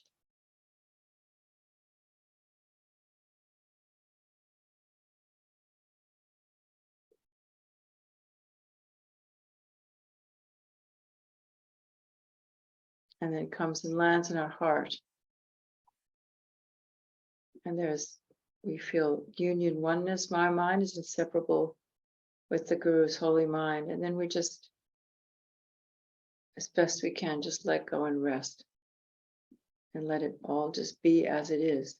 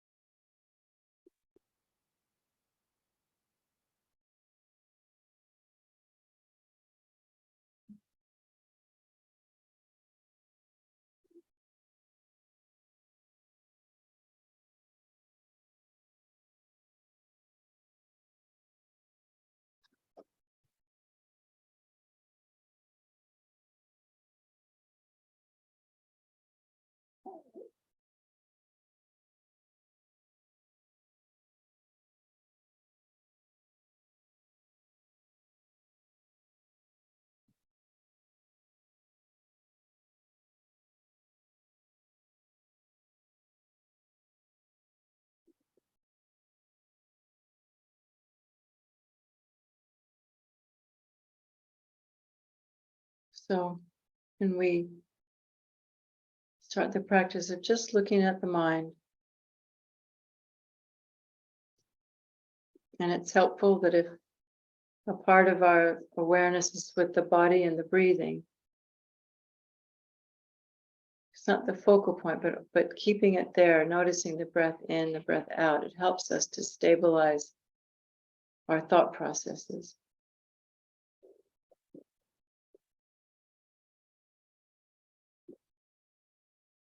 And we can also be aware of all the space around us in the room.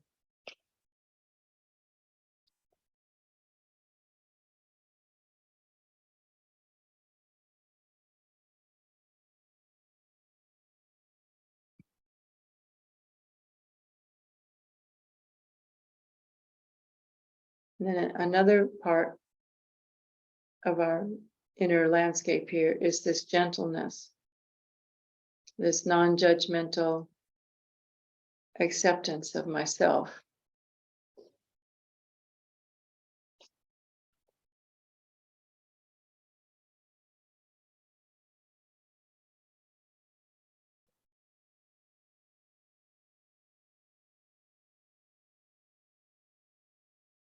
So just as if not all of us are parents, but most of us have had the experience of looking at a tiny child and just having these feelings of kind of wonder and care, and that's how we treat ourselves in meditation.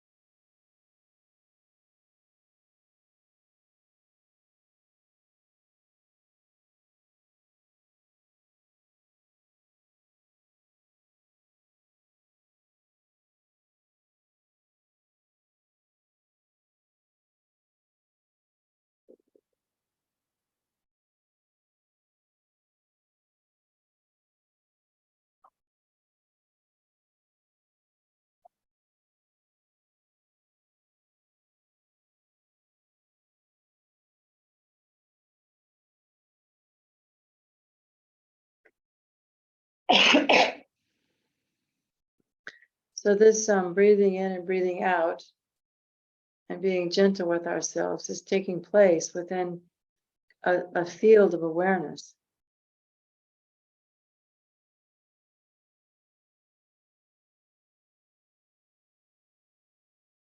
And it's limitless.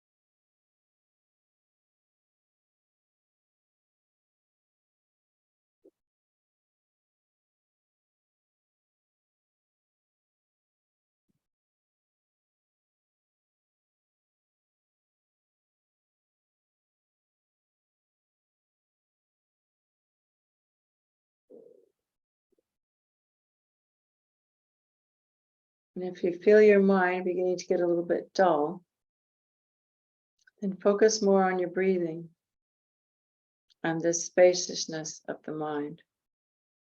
You can open your eyes if that helps. And just feel and be aware of all the space around you and all the space within you. And just pay attention.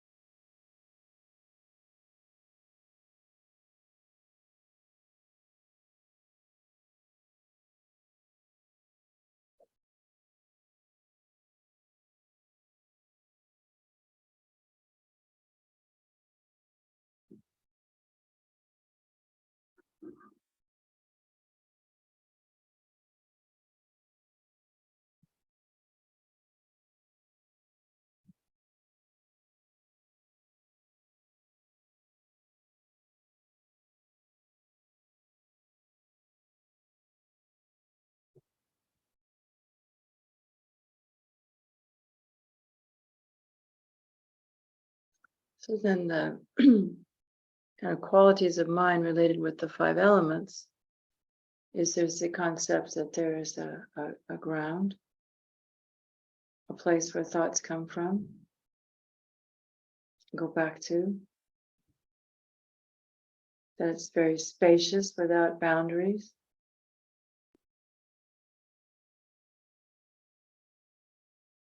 Thoughts come and go, related to the air element. Mind goes up, mind goes down. It's constantly flowing. There's an ever flowing sense of consciousness and awareness.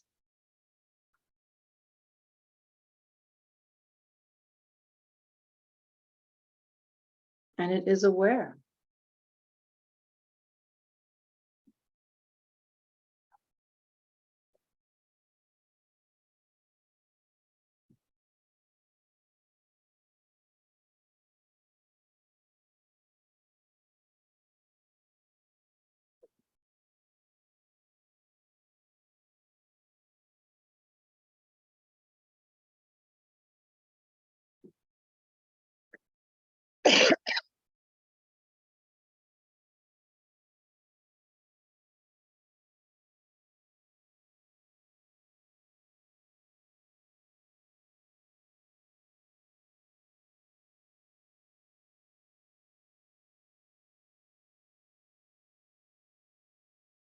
And within that awareness of an enlightened being is this sense of care for sentient beings. So we can also include in our meditation this idea that, or this feeling, and it helps us to, at least it helps me, to stay with the awareness and to be a part of the clarity or vividness of the mind. If with my breathing, I imagine that because my Guru is at my heart and my Guru is in the nature of loving kindness, that as I breathe in, this sense of love is kind of energized. And as I breathe out, it goes out through this spacious vastness of mind and permeates the universe and all sentient beings.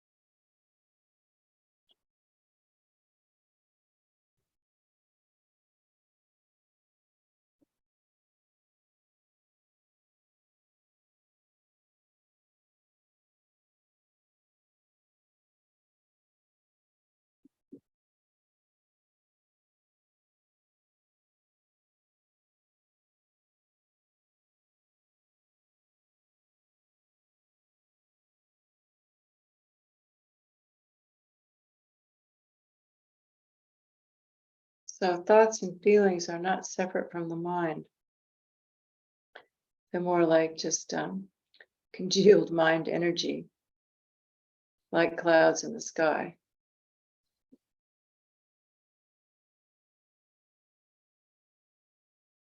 So the clouds are in the sky, but the sky is not the clouds.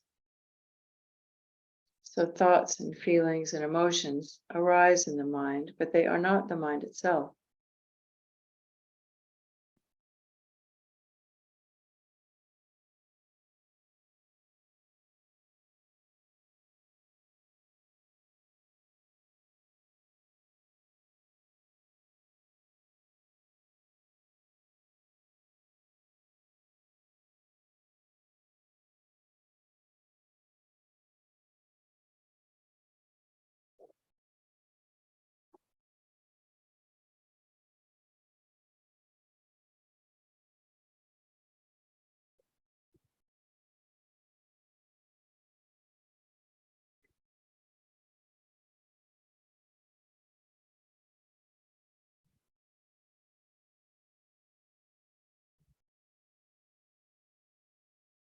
And when you feel your mind sort of start to get a little bit dull, just kind of breathe this lightness into your upper body. And just feel how your mind is not really your body, but it's interacting constantly with the outside world. There's kind of no difference. So if you can feel your mind like the space,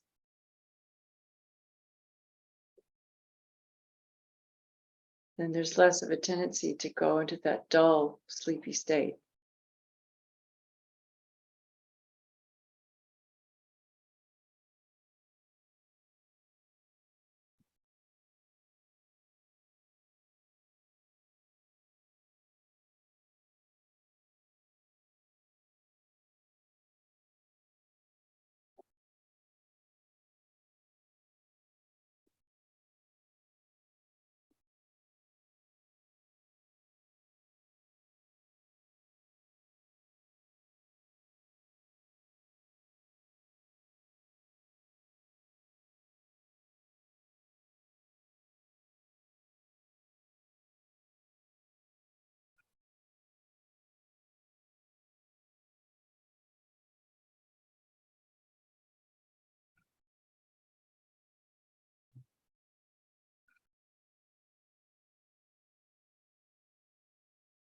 And if after a little while you need to take a break, then we can recite the mantra for 5 minutes.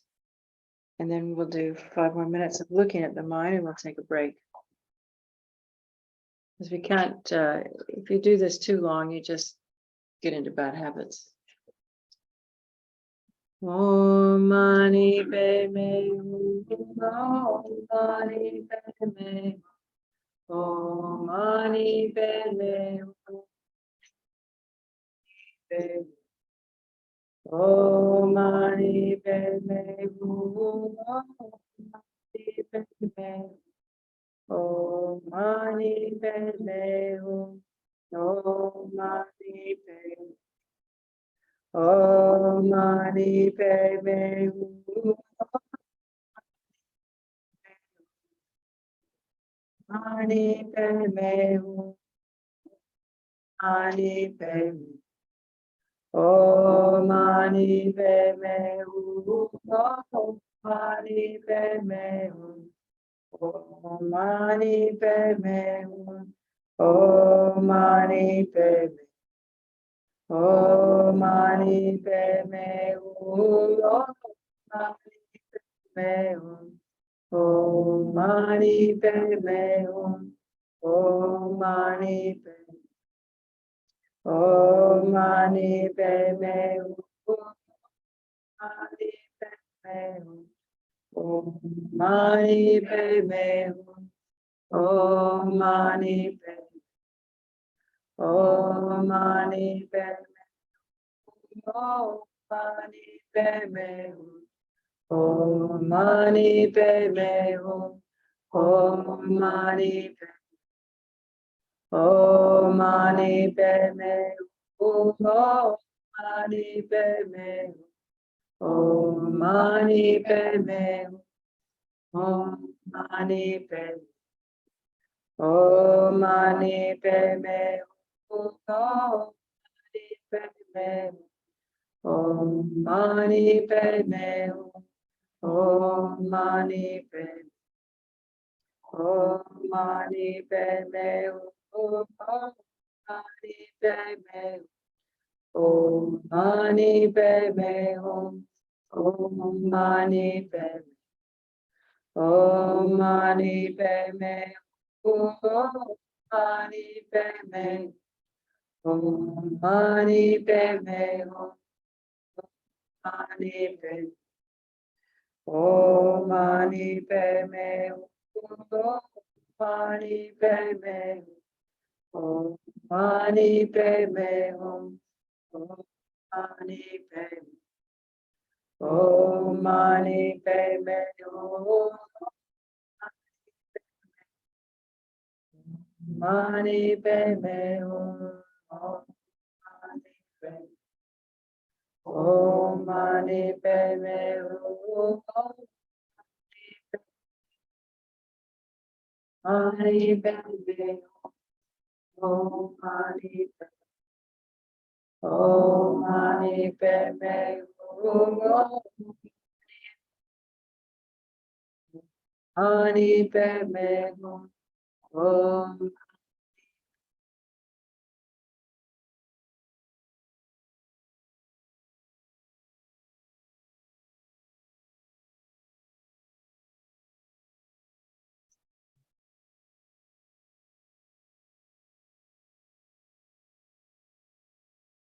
We can imagine that the mantra is going out and touching all sentient beings and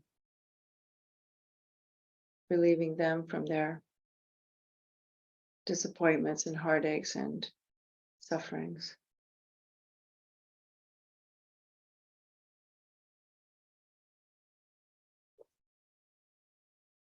So even seeing that is something that's taking place within the mind.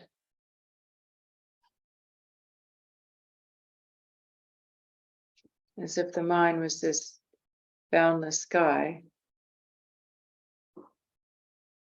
and our experience of sending this light out is just like a rainbow in that sky. Not really separate from the sky, it just appears to be.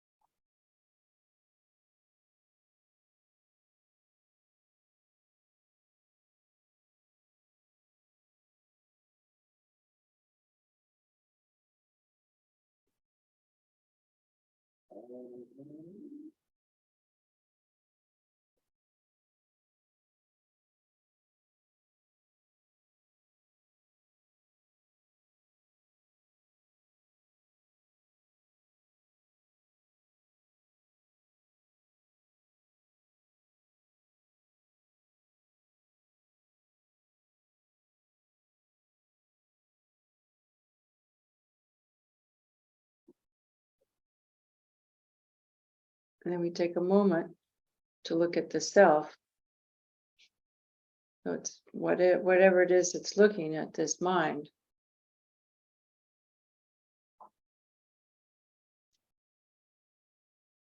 What is that? This thing that we take for granted all the time. I'm walking here, I'm going there. I'm talking, I'm sitting. What is this?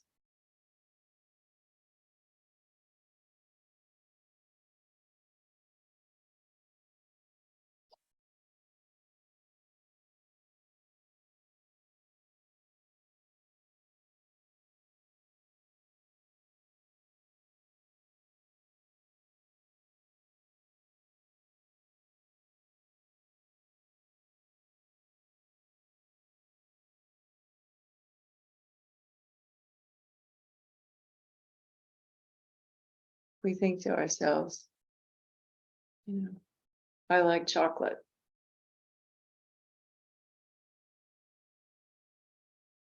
What is this I that likes chocolate? I'm hearing a helicopter.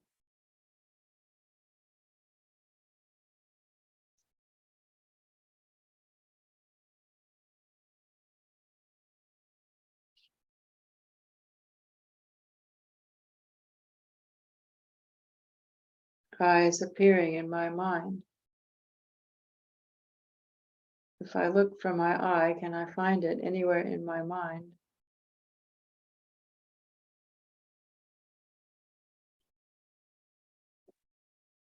Can I find it anywhere in my body?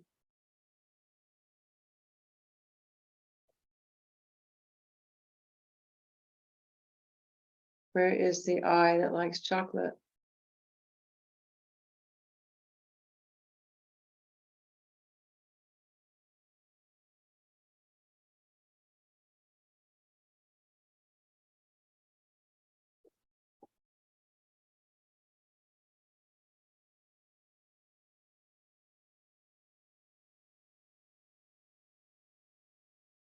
It appears like a mirage.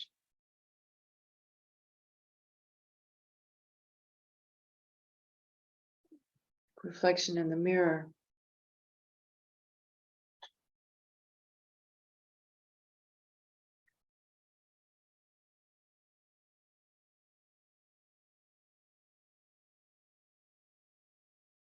Sopa likes to lead a meditation saying, I'm sitting.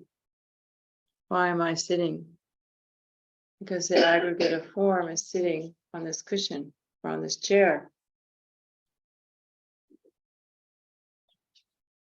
And upon this aggregate of form sitting in the chair is placed a label, me, I'm sitting in that chair.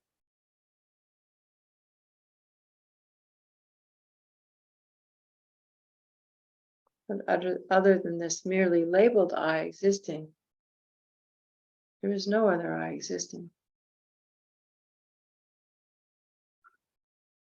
This sense of I arises from moment to moment because the mind is apprehending something, a sight, a sound, a thought. From that apprehension, we make the mistaken notion that there's a truly existent self. But it's just appearing because there's an object. As soon as that object's gone, the I is gone as well.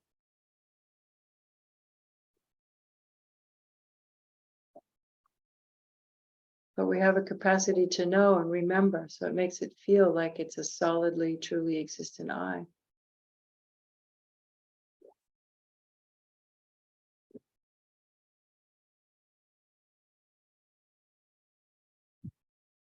So there is this spacious mind, right? And then kind of within that is this I that's looking at it. And that they seem to be separate, don't they?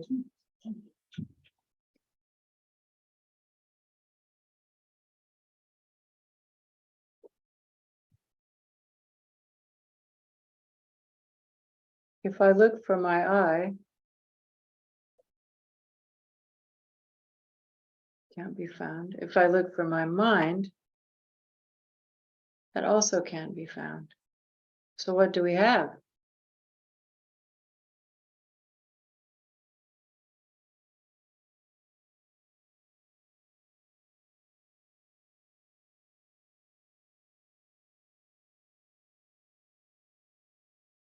It's not nothing.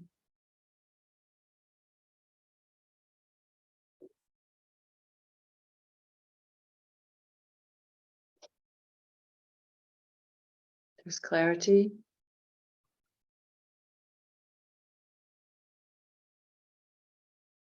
And emptiness. If it wasn't empty, then it couldn't be freely changing and flowing all the time. Being the reflection in the mirror, it would be stuck.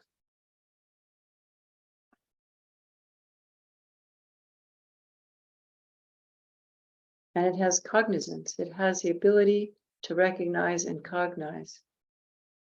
But does that mean there's a truly existent I?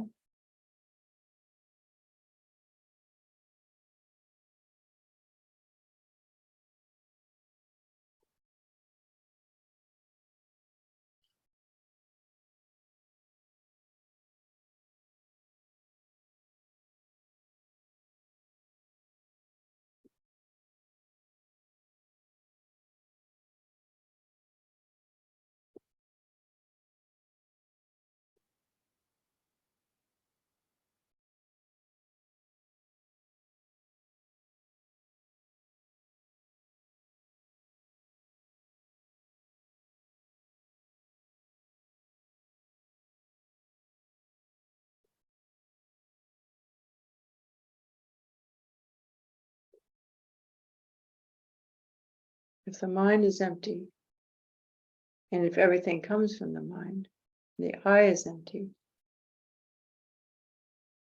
and what's left is this clarity and awareness.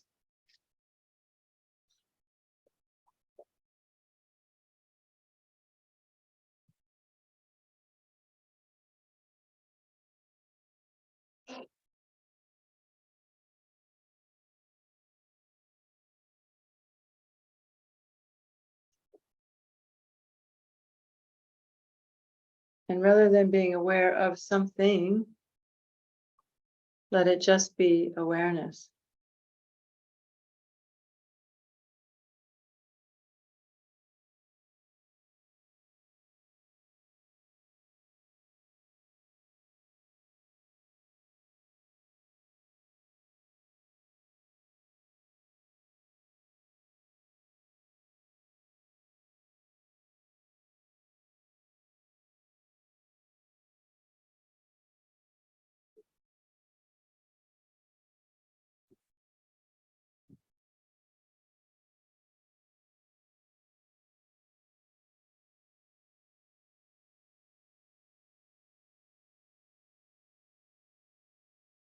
Okay, let's just relax. This is hard work. So let's take a break. Tea time. And yeah, should we take a 20-minute break? You want a half an hour break? Half an hour, okay.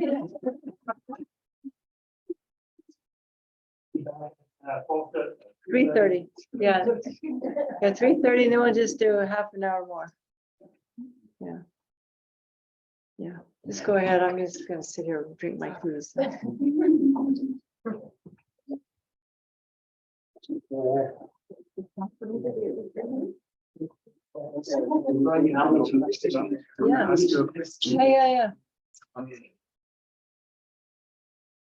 The little that I understood so far is that what is the difference between Mahamudra and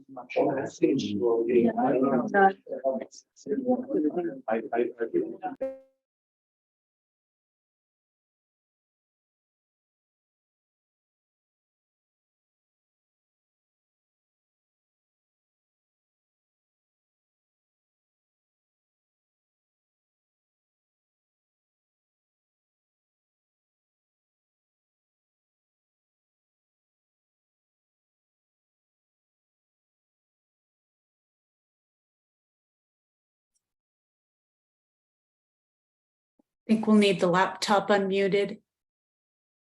Sorry. Thank you, Maria.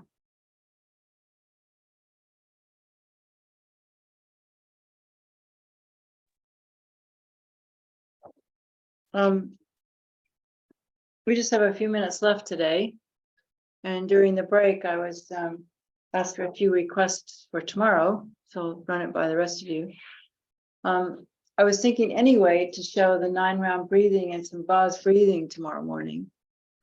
Because Lamia, she taught everyone this Vaz breath because it does, it does a lot of things, but one of the things it does is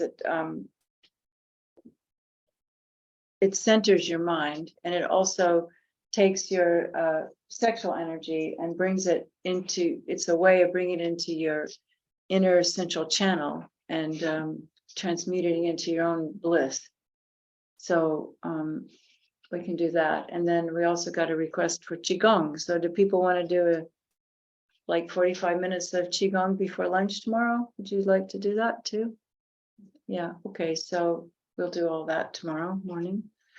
In the meantime, do we have any questions from? Sorry, I just a question. What is the schedule now for today? When do we stop? I think at 4 we were supposed to No, start. actually, it was a mistake. I said. Oh, till I said 5. 5, yeah. And tomorrow's till 4? Tomorrow's till 3 o'clock. Oh, today's till 5. Oh, okay, great. I thought it was till 4. Somehow I heard 4. Oh, we have lots of time then. Yeah, yeah. We can do Qigong now. If you want to. Well, let's just see if there's any questions. Yeah. From anybody? How about out in Zoom land? Please feel free to unmic yourself if you have a question. I have a question. Mhm. Why is it that we can only achieve the clear light of the mind either at the moment of death, which I understand? Mhm. What I don't understand is, or with a consort. Well, that's wrong. You don't need a consort. Oh, you need a consort? No. Okay. What is a consort? He's curious about Tantra. What happens is in the tantric path to liberation is there's 2 stages. Well, actually, there's 3 stages. The first stage is becoming really familiar with the Shunyata, the Plum Rim, you know, death and impermanence, perfect human rebirth, suffering, karma, refuge, compassion, 12 dependent links, you know, the whole story. And so that gives you the foundation then to practice Tantra, because without, I mean, that's all kind of condensed into the 3 principal aspects of the path, isn't it? And so then when you practice Tantra, there's 2 stages. There's the generation stage or the imagination stage and the completion stage. And in the imagination stage, that's when you're visualizing yourself like as a deity and reciting mantras.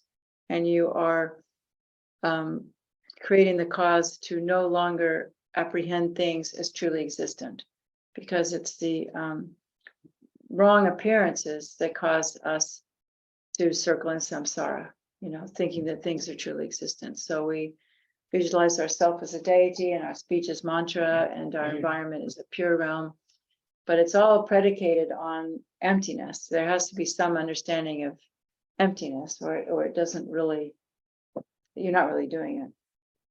And so you get really good at that, and you're to the point where you're supposed to be able to visualize yourself as a deity with perfect concentration without your mind wavering for 4 hours. So you have single pointed concentration. So it's a way of getting shine, and it's a very fast way to develop shine actually, as opposed to using an object or your breath. At least this is the theory. I haven't realized anything. And then once that happened, then you do the completion stage, which is working with the channels and the winds and the drops. And that's how you actually attain enlightenment in one lifetime, because it simulates death. Because the whole idea of Tantra is that you have wind and you have mind. So samsara is because you have these winds, disturbing winds that are coursing through your body, and the 2 work together. You know, the mind influences the winds and the winds influence the body, and that's the same is true in Ayurvedic medicine, Chinese medicine. I mean, most traditions, probably South American too, is that the body and mind are inseparable, and it's our subtle body that holds these patterns. You know, our trauma patterns, our the deeper ones that we can't seem to do anything about, and just even our general emotional afflictions, they're all held in the subtle body, which is why doing things like Qigong is really helpful, because it breaks it up, it moves it so that because, you know, anger gets kind of stuck in your liver and you can move that around, you're less angry, just stuff like that. And so what the completion stage practiced in is to these winds that are biting in our growth, they're biting in our body all the time and causing, and they're the mind rides on those. So that's where our ignorance, hatred, greed, they're all connected with our winds. And ultimately, the very subtle mind that's grasping it, its own inherent existence. And so when you get to the completion stage, what happens is that these gross winds, through doing this like tummo practice I'm going to show you tomorrow, they get absorbed into the chakras. Either usually you do your navel chakra because it's safer than your heart chakra, but it can go into the heart chakra. And when these winds into the central channel, then the blisses go up and down the channel, and it begins to absorb all of your winds through the more bliss that you experience into the central channel, to the point where it moves into your heart chakra. So everything absorbs into your heart chakra. And as it's doing that, it's purifying your everything. And so that is the same thing that happens at the time of death. And so that's why they say you can get it. If you meditate enough on clarity and emptiness and awareness, then at the time of death, if you're lucky, you can recognize it. And then you'll, because at that point in time, you no longer have these gross winds. So it's very easy to recognize the clear light mind and attain enlightenment, recognize its emptiness. But if you can do this before you die, then you can get enlightened before you die. Also, you can be really assured that if you haven't done it before you die, you're going to get it when you die, because you're so familiar with the process. And that's what great yogis do. And yeah, and I've met some yogis who can do that.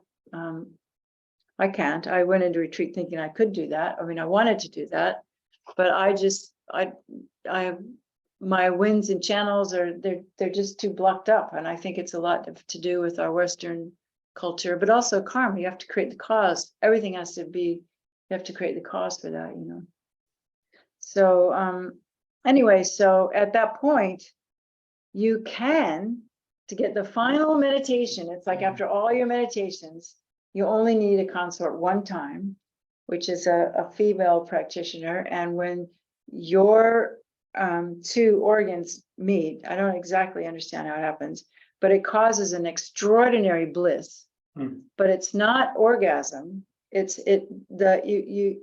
like you move, because orgasm is something that does, the winds enter the central channel when you have an orgasm. That's what it is. But when you're doing this meditation, you have enough awareness that you get to the point of almost orgasm, but you don't, and you pull the energy back up, and it's even more blissful, and you pull it in to your heart chakra, and then you experience the clear light. But you don't. Kirti Senchu Rinpoche and different lamas who've had this experience, you don't have to have a consort to do that. You can do it all on your own. You might visualize a consort, but even then you don't have to have a consort. And so, what we do is just ordinary sexual activity. And, there's all this kind of stuff out there about, Tantra and sexuality and all that stuff. But according to Buddhist Tantra, that is just pleasure, having fun. It's not the path to enlightenment. If you could meditate on emptiness while you did it, it would be the path to enlightenment, but it's not. You don't have to do that to attain enlightenment. Because there's many, many monks and nuns who attain enlightenment without ever having a partner. How's that? Is that a good answer? Thank you. Yes, Lars. I've read about Mahamudra from a sutra perspective and from a tantric perspective. I'm uncertain about the difference, and maybe I consider sutra as the level first, and then you proceed to the tantric level. Could you say a little more about it? Yeah, there's actually a really good book that I read before I came here, reread. It's translated by Alex Berzin, and it's called the Gelug Kagyu. Or maybe it's Gelug Kagyu Mahamudra. Yeah. And maybe that's the book you read. It's Try to read. It's translated by Alex Berzin, and I really wish somebody else would translate it, because I think it would be a lot less complicated if Alex didn't translate it. And also Alex has a huge long preface in the beginning of it. But the only difference is the mind, the subjective mind that's doing the meditating. The object is still the same. The object is emptiness. But with Sutra Mahamudra, we do it with the gross eye. Just that's what we're doing. All we're doing now is Sutra Mahamudra. But with Tantra Mahamudra, it's after the winds have entered the central channel. and you're doing it with your very subtle mind. And the subtle mind is meditating on its own emptiness. All right. That's the only difference. Okay. But what we are doing, what we're attempting to do, and what we build up, our merit for, all along the way is Sutra Mahamudra. Yeah. That's a good question too. I got asked that once by a yogi who was quizzing me, Yeah. Anybody else? Question? So to get to the Tantra Mahamudra, you would have to first get Shine meditating with Tantra, Tantra practice. Yeah. Yeah, one time when we had the same teachings actually were given by Kirti Senchab Rinpoche in 2005. And I don't know if they were ever transcribed, but Land of Medicine Buddha used to have the videos of that. That would be really, you could maybe watch it as a group or something. They had a good, I think Senla was the translator. And it goes through that text. It's the Panchen Losang Chokyi Gyaltsen's root text, which is what His Holiness's book is based on. And basically what that text says is that there's two ways to realize Mahamudra. You either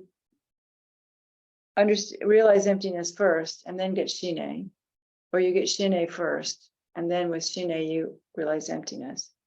And the Panchen Lama who wrote it said the most practical way is to get Shine first, and then with your Shine you realize emptiness. But what happens is that in actual fact, if you're doing this meditation of simply being aware of what's going on in your mind, using your breath as an anchor, even though that technically is Shine, it's developing a type of Vipassana anyway, because your awareness is becoming keener and keener and keener as you are able to bring the mind back quicker and quicker and quicker.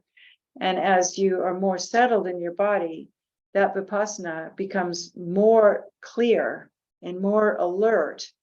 And this is what, if you study the Kagyu teachings, some of the Kagyu Lamas say that will eventually become the union of clarity, of Vipassana and Shamatha, simply through being, present and being with the present situation, analyzing, doing some analysis and some settling.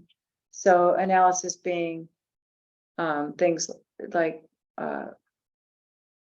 investigating how everything comes from the mind, looking into maybe we should do that, having an example of, okay, when I see something, what am I like? Let's do this right now with our eyes open. When I see something, where is what I'm seeing? Is it out there? Or is it in my mind? Where is what we're seeing? And technically speaking, as far as I understand, it's actually, there's a basis out there on which we are projecting our experience, but our experience is within our own mind. It's this appearance of clarity. And so if we can just sit with our eyes open, let's try it. Just sit with your eyes open, not really focusing on anything. And if you're not focusing on anything, see if you can sort of differentiate the sense consciousness that's doing the eye, and then the mind that it's occurring in. Because if you let your mind just really kind of relax and let that eye vision be there and feel like this kind of sense of mind that's spacious in 365 degrees, you can begin to get the sense that what you're seeing is a reflection in the mirror of mind. Just try it. Just sit there with it.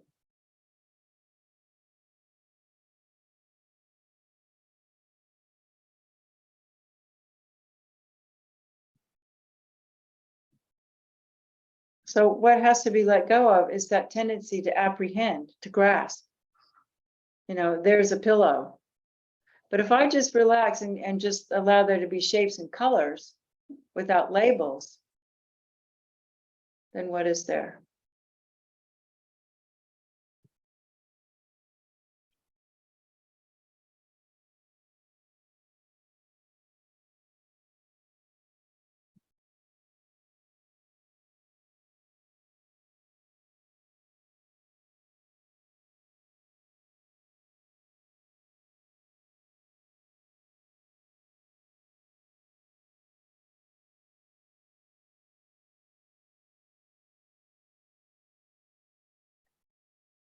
So you focus more on the act of apprehending rather than the object that you're apprehending. So it's the seer, what is seeing? And where is that seeing coming from?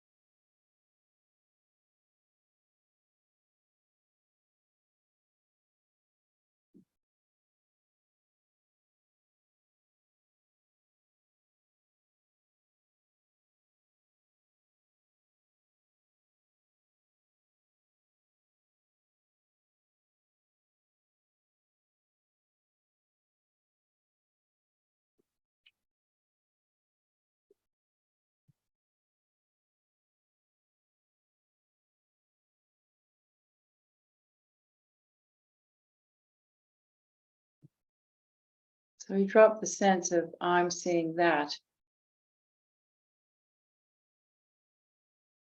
The Dalai Lama said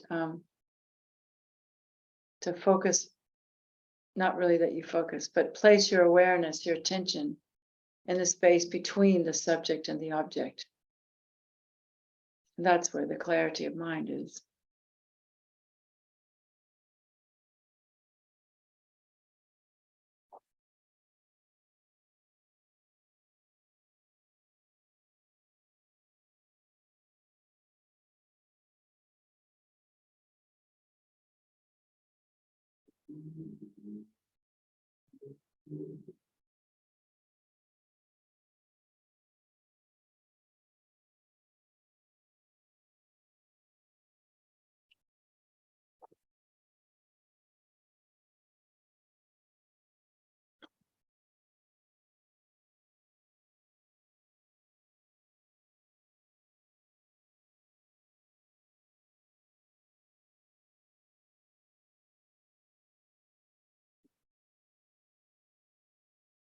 And you have to do this for some time, but once you get a sense of the letting go of so much the subject and the object and experiencing this clarity that where it arises from, then with another part of your mind, you can begin to analyze your mind and saying, does my mind have a color? Does my mind have a shape?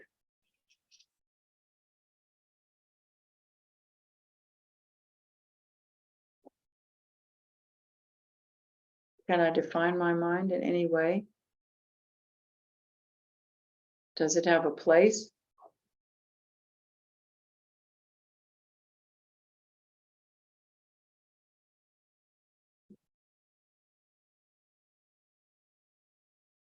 Is my mind somewhere? Is it inside of me? Is it outside of me? Where is my mind?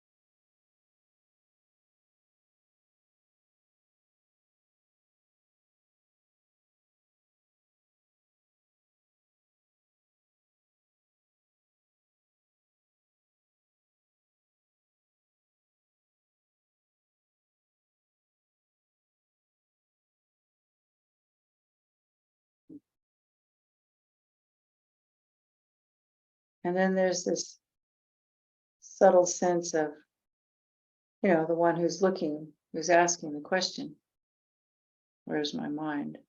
Color is my mind.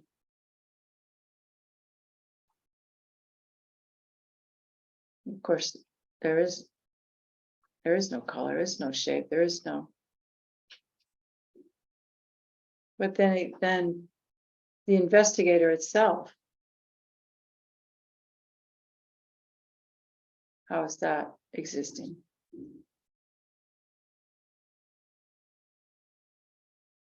And one thing that's helpful for me is if we feel like the mind is an ocean, which is one of the metaphors, and thoughts are waves on the ocean,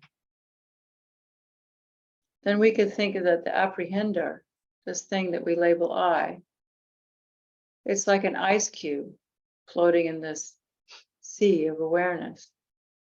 And see if you can just let it melt and just become awareness itself.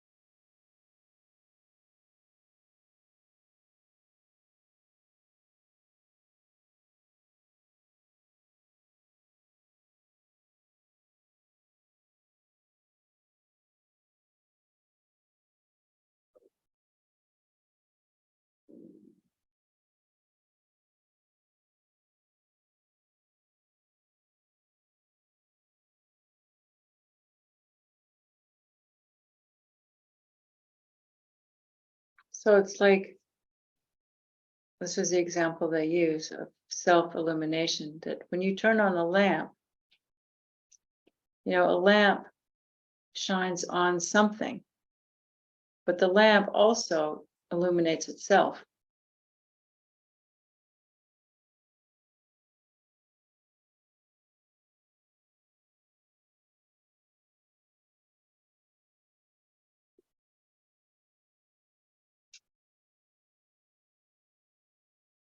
So these are concepts that we have to work with, it doesn't happen right away. But the idea is we're not being aware of something. There is just awareness illuminating itself.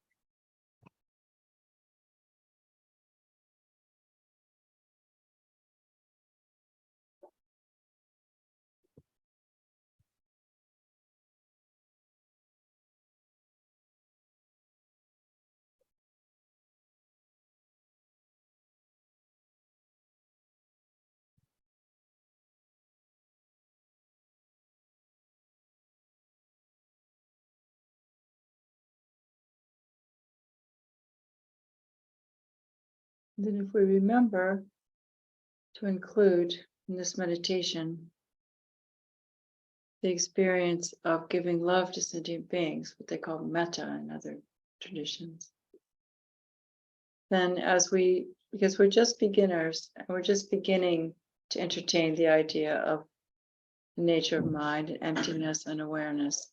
So in order to help us, we can give a support to this, because it's a pretty formless meditation.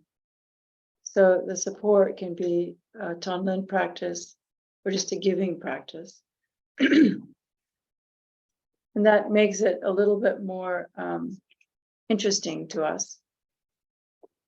And also creates compassion and love and merit while we're attempting to look at the nature of our mind.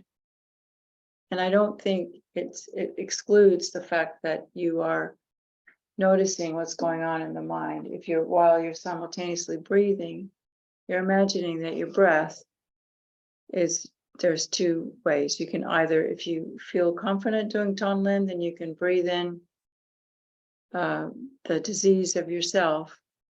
And as you breathe out, you give yourself love and compassion.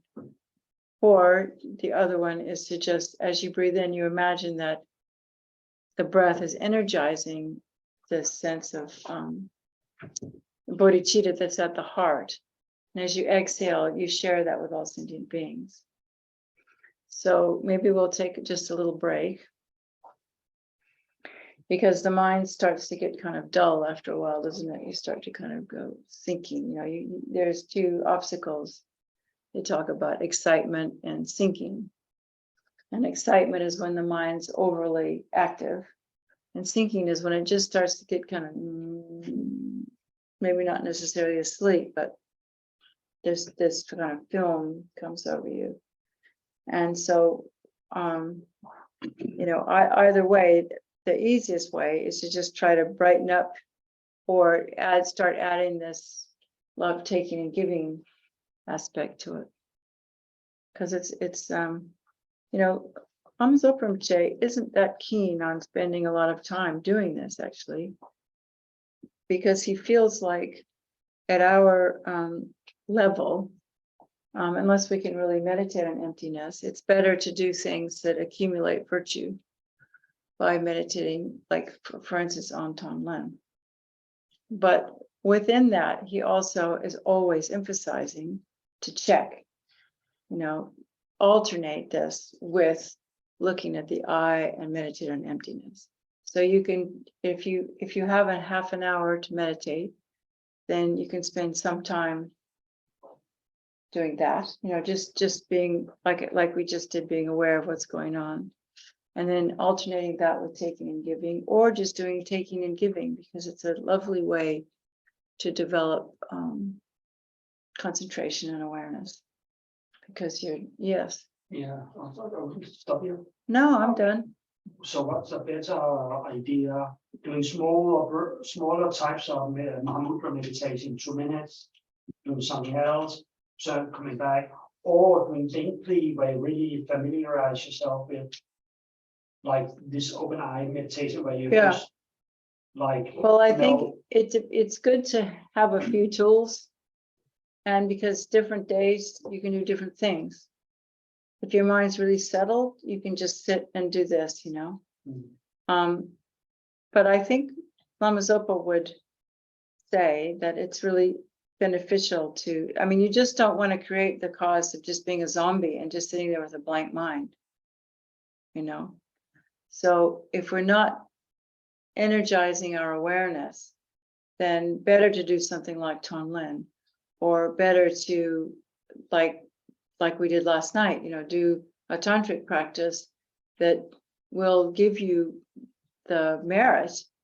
And then mostly what the Tibetan, what we do is we do these sadhanas, and then within the sadhana we stop and meditate on emptiness. We have different places where we meditate on emptiness, and that is a way of creating the cause to realize Mahamudra for someone we don't have that much experience. And so we take refuge. And if we were to do refuge, then you can stop. This way, Lama Yeshe would do it. You stop after you take refuge and you relax into open awareness meditation after you do refuge, and you let yourself feel the refuge. Then you generate bodhicitta and you stop after that. And we can do that. And then you generate the deity and you do all the, preliminary practices to make merit. And then you bring the guru deity dissolves into you. Then again, you get a chance to meditate on emptiness. And then you do that as long as you can. And then you can't do that for a while. So then you meditate on you say Mani Padme Hum for a while.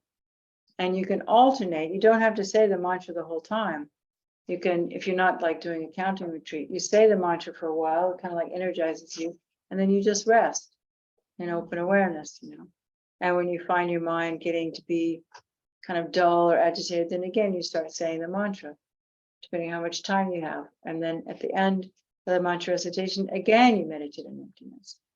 So this is kind of a skillful way of alternating method and wisdom, which is, I think, the preferred way of doing a sadhana, not just reciting a sadhana, but sadhanas, you should break them up and stop and meditate at each place. Right. And let that become your, so then it's like you do a little bit of emptiness and then you make some merit, then you do a little more emptiness, you make some merit, you do a little more emptiness, like that. So that's really how these tantric sadhanas are meant to be done. Right. And I think that, when they do them in the monasteries, they just recite them. And so that's kind of the way we're taught them. But it's not really the how they have to be. That's not how Lama Yeshe taught, It was more to, and so if we're in a smaller group, we can do it like that. Or on your own, especially on your own, you can do as much to how you like, So so it just depends, one day you might be able to do it one way and one day you might be able to do it another way. But in our tradition, typically you do it within a Guru Yoga, whether it's Lama Tsongkhapa Guru Yoga or 6-second Guru Yoga or Lama Chopa. And so you do the, say, Gendin Lagema, what do you got? Lama Tsongkhapa Guru Yoga. And, you say a few big mitseways, and then you bring the guru in the crown of your head, and then you sit for 15 minutes and do your Mahamudra practice. And the way we did it when I did my course with Lama Zopa, we did the 6-session Guru Yoga because he gave a Haruka empowerment at first, chakras and vara empowerment. And we did the 6-session Guru Yoga 6 times a day and would stop and for 15 minutes and do our Mahamudra meditation there. Because it just energizes you, and because we have to create the cause, and by doing these short Guru Yogas, that's how or long Guru Yogas. I mean, even Lama Chopa, Lama Chopa is meant to be a Mahamudra, a preliminary Mahamudra practice. And it always bugs me that we never stop and do the Mahamudra where you're supposed to. Because it is, if you, like that book you have, the Gelug Kagyu Mahamudra, in the tradition of the Gelug Mahamudra, that is where the Lama Chopa comes from. Okay. And it is meant to be the way you write when the guru comes, you say, you're my guru, you're my idam, you're my Dakini Dharma protector. At that point, when it says right in the text, white nectars, white, red, and blue, you're supposed to stop and do that meditation, like we've been doing here. White nectar's coming in, and if you've done a retreat and a fire puja, then you actually take a self-initiation right there.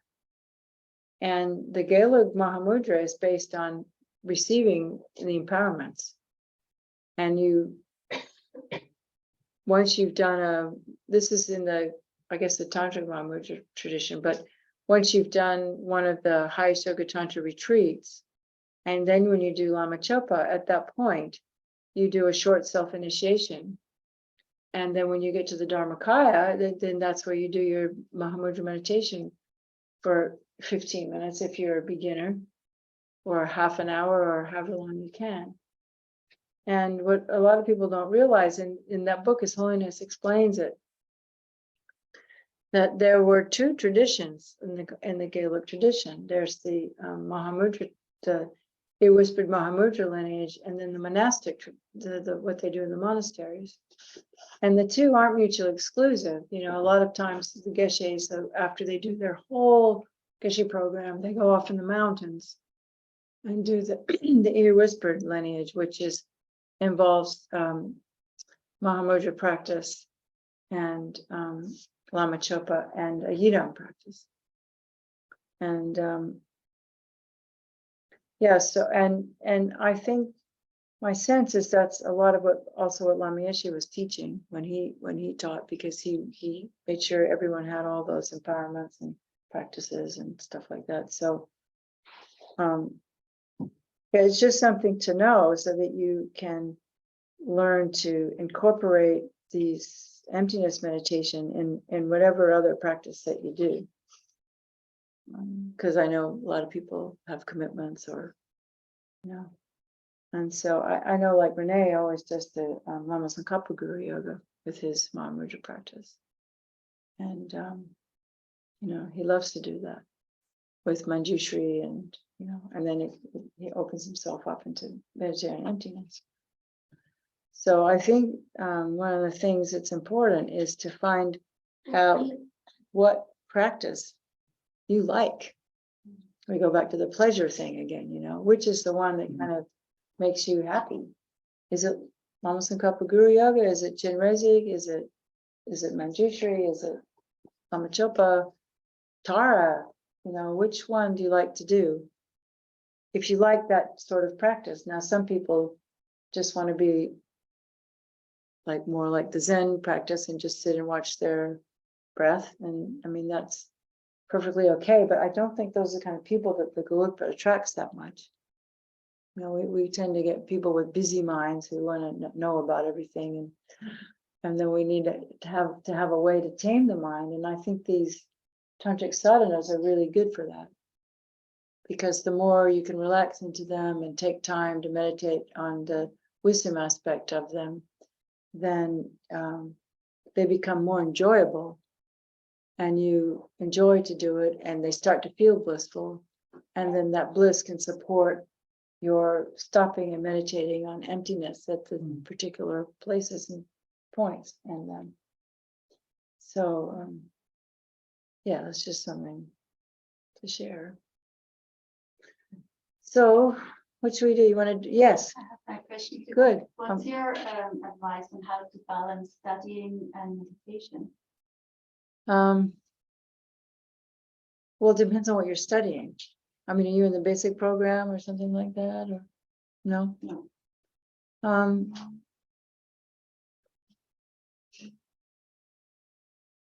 Just in general. Well, I'm like just- how much emphasis. Yeah.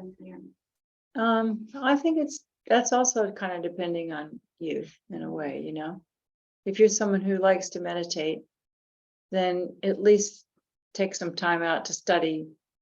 What I like to do is because I don't, up until very recently, I never had an internet connection or telephone or anything where I lived. And so I'm still not used to all this, you can do everything online kind of stuff. So I like books because I'm old fashioned. So I'll pick a book I want to read. And there's a lot of Mahamudra books. I read a lot of books on Mahamudra. And so I'll pick one and I'll just try to spend, if I can, a little time every day reading that book. And then I will go over it in my mind, because it's one thing to read it, but it's another thing to kind of want to digest it, because you're supposed to study, contemplate, and meditate. So if I'm studying a particular text, then I will often take notes and then go off and meditate. And even if I am doing, say, a sadhana practice, when I get to the meditation part, or before I start it, I'll sit for 15 minutes and try to remember what I read and bring it into my experience. And so that's that's just how I do things. But if you are a person who likes to listen, we're all kind of different. Some people are more reading, some people are more, do a lot better with listening. And like I have a friend, she listens to everything. But for me, I do better looking at words. I guess that's just because that's how I grew up. But if you listen to teachings, then it's also good if you need to write them down and then go back and go over them and not do too much. I think there's so much available right now. We can just listen and listen and listen. But it's good to take one thing and think, I'm going to learn this one and I'm going to work with this one for a certain amount of time. And a lot of times you can rewatch the Zooms, and just pick something that interests you, whether it's from His Holiness or Zopa or the other. There's lots of good teachers around who can help us. And so I would do it that way and then incorporate that into my meditation. If I'm like in a master's program or something, you have to study a lot. So then you maybe only have half an hour to meditate. But I feel that if you really want to make progress on the path, then you can't just study. No, I'm the opposite. I'm drawn into meditation. Yeah. And Well, then just do. Because I feel my life is so busy. Yeah. Often my head just already feels so full. Yeah. That I can't put anything more in there. Well, that's okay. Well, then if you're happy to just do a very simple meditation, because you don't want it, like if a sadhana is too much for you because your mind's already busy, then I think what's a really good meditation is just Tonglen meditation. I mean, it's just so helpful to do Tonglen meditation. And a lot of the great, realized beings of the past, that is the path. Because with Tonglen, you can develop compassion and wisdom simultaneously. And you can also do a lot of healing on yourself. Because in Tonglen practice now, Tonglen is, when you imagine as you breathe in, you're developing compassion because you're taking away the suffering of somebody. And when you breathe out, you're giving them love, and you imagine you're giving them everything that they need.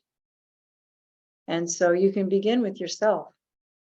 And what I like to really emphasize is the fact that our inner world, when we sit down to meditate, we need to cultivate it as a safe, loving place.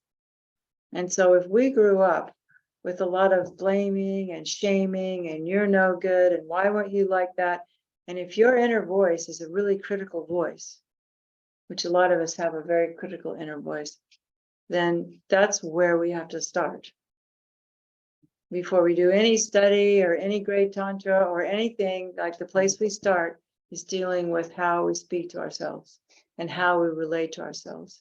Because just as a child, it doesn't work very well to beat a child into submission. They will be, but they'll hate you. The same is true for ourselves. We need to cultivate a mind that's very forgiving and listen to that mind that's critical and see how we can talk to that. Do Tonglen with that critical mind that's always wanting to put yourself down, and see if you can soothe that, where that's coming from. Maybe it's the voice of a parent or a teacher, and give that part of you, because it's in you now, but give that part of you permission to just be imperfect and make mistakes, and it's okay, and just try to what I would do is, if I can connect with some kind of feeling of just love, then when that critical part of myself, just overwhelm it like you would a little child, just pick up that little critical part of yourself and just like you would a little puppy or baby or something, and really but create an inner situation where it feels good to sit and meditate. Because for most of us, it's another chore. Oh, and I have to sit and meditate, oh, I have to get enlightened for sentient beings. Oh, I have to do, this is one more thing. I have to brush my teeth. I have to exercise. I have to feed myself. And now I have to meditate. You know? Yeah, well, I'm not quite finished. So it's really important to, and then, you know, we have all these prescriptions of what we're supposed to be doing. Well, you have to kind of, what's the word? Let me use the word check up, but you have to see how that fits with you. Because it might be that that's not what you need to be doing. It might not, it might even be you don't even need to be meditating. Maybe you need to go to the gym. You know, maybe your mind is so active that you sit down to meditate and it's just torture. So maybe what you need to do is find something that helps you relax. You know, go swimming. You know, I mean, I have a friend that just recently, you know, retired, and oh, now it's my chance to meditate, you know, and she discovered that she couldn't. So what she's just learning now to how to relax, and she's doing crossword puzzles of mandalas because it helps her mind relax while she listens to teachings. And instead of getting down on herself, she realized that's just where I'm at. I can't do this stuff. It's too hard, you know. And so I think the most important thing is to just check up and be really honest about what we can do that's enjoyable, you know, because if we make it another chore, then it's going to be really hard to make it stick. And so if we can just sit down and maybe imagine that we're in a really beautiful place that we love and we're with friends and family all around us. And I think that's really the job of refuge and bodhicitta, is to just imagine that I'm in the presence of my guru and I feel so happy. I'm in the presence of my guru and my best friends are all with me and I just feel connected to everybody and I can just relax because I've created this, because it all comes from our mind anyway, right? So since it's coming from, I'm going to create this little virtual world for me where I can feel comfortable and then just sit there and just breathe and be present with what's going on in my life. You know, maybe there's a lot of crap going on and, you know, a lot of negativity going on. And instead of trying to sit down and, oh, now I'm going to do my sadhana, maybe it would be better to just sit there and breathe and let yourself feel this refuge and bodhicitta and just be with that. And if you have a commitment, you can just say, okay, well, I'm going to say some of those mantras, you know, but don't make our Dharma practice a burden, you know. And I know it is for a lot of people, it becomes like that, you know, because we want to get enlightened and we get all enthusiastic and, you know, but it's kind of like we also have to understand our situation. Maybe you have lots of kids, maybe you have to work, maybe you have to come home and cook dinner, maybe you have, and so then maybe if you have a little time, maybe you take a bath and do Tonglen in the bathtub, you know, and, you know, pray for the long lives of your gurus or whatever it is. But I just really, because if we don't start with what we can do, then we'll never really be able to do what we, you know, we'll never be able to grow a meditation practice if we're not clear about this is what I can do. This is what I can do with an open mind and a happy mind, you know. So anyway, what were you going to say, Cyril? That was my little lecture. It was just a question. One of the question I've had for a while. How does meditating or working on compassion, the mechanics, how does it work that when you meditate or you work on compassion, it naturally leads to a greater understanding of emptiness, and vice versa? How does meditating on emptiness naturally leads to more compassion? Oh, that's a good question. Okay, because when you meditate on compassion, you I'm not sure it necessarily leads to realizing emptiness, but it definitely is a great support for realizing emptiness, because the more the more love and compassion that you feel, for one thing, you're making all this merit, right? But you also just naturally, this is, I'll tell you something I heard His Holiness say just recently. He said, and this is, I think, the key. He said, there are only two experiences that you feel with your whole body. And one of them is love, and one of them is emptiness. So if we can begin to generate love, because we can do that one, right? We all feel love. And if we can learn to feel love with our whole body, you know, that's what comes with all this lights business, you know, like letting the lights come in from the Guru, filling up my body with light. This happens with the Tantra practice. Letting the light go out through all my pores and touching all sentient beings, you know, this kind of activity, then it slowly, you begin to feel love as a holistic experience. It's not just like a thought or something in my heart, but you feel love with your whole body, right? And then, and it's a very blissful feeling. So then it's just one little step then for who's feeling that love. Where's the I? And then it morphs into emptiness. It can easily move into emptiness because you're already in this state of it's all over my whole body, and already your sense of I is less concrete than it was when you started, right? And so then it naturally sort of opens you up, because the more you feel love and compassion for all sentient beings, the less and less you feel yourself, you know, and the less and less solid is my I, right? And then if you realize emptiness, or when you realize emptiness, it is so profound that you have overwhelming compassion for all the beings that are living under this veil of ignorance, so that it just naturally happens. And I know that, like in the Nyingma tradition, they really emphasize a lot, you know, the Dzogchen, the practice, which is, you know, resting in open awareness. And they say when you get that, then your compassion naturally comes.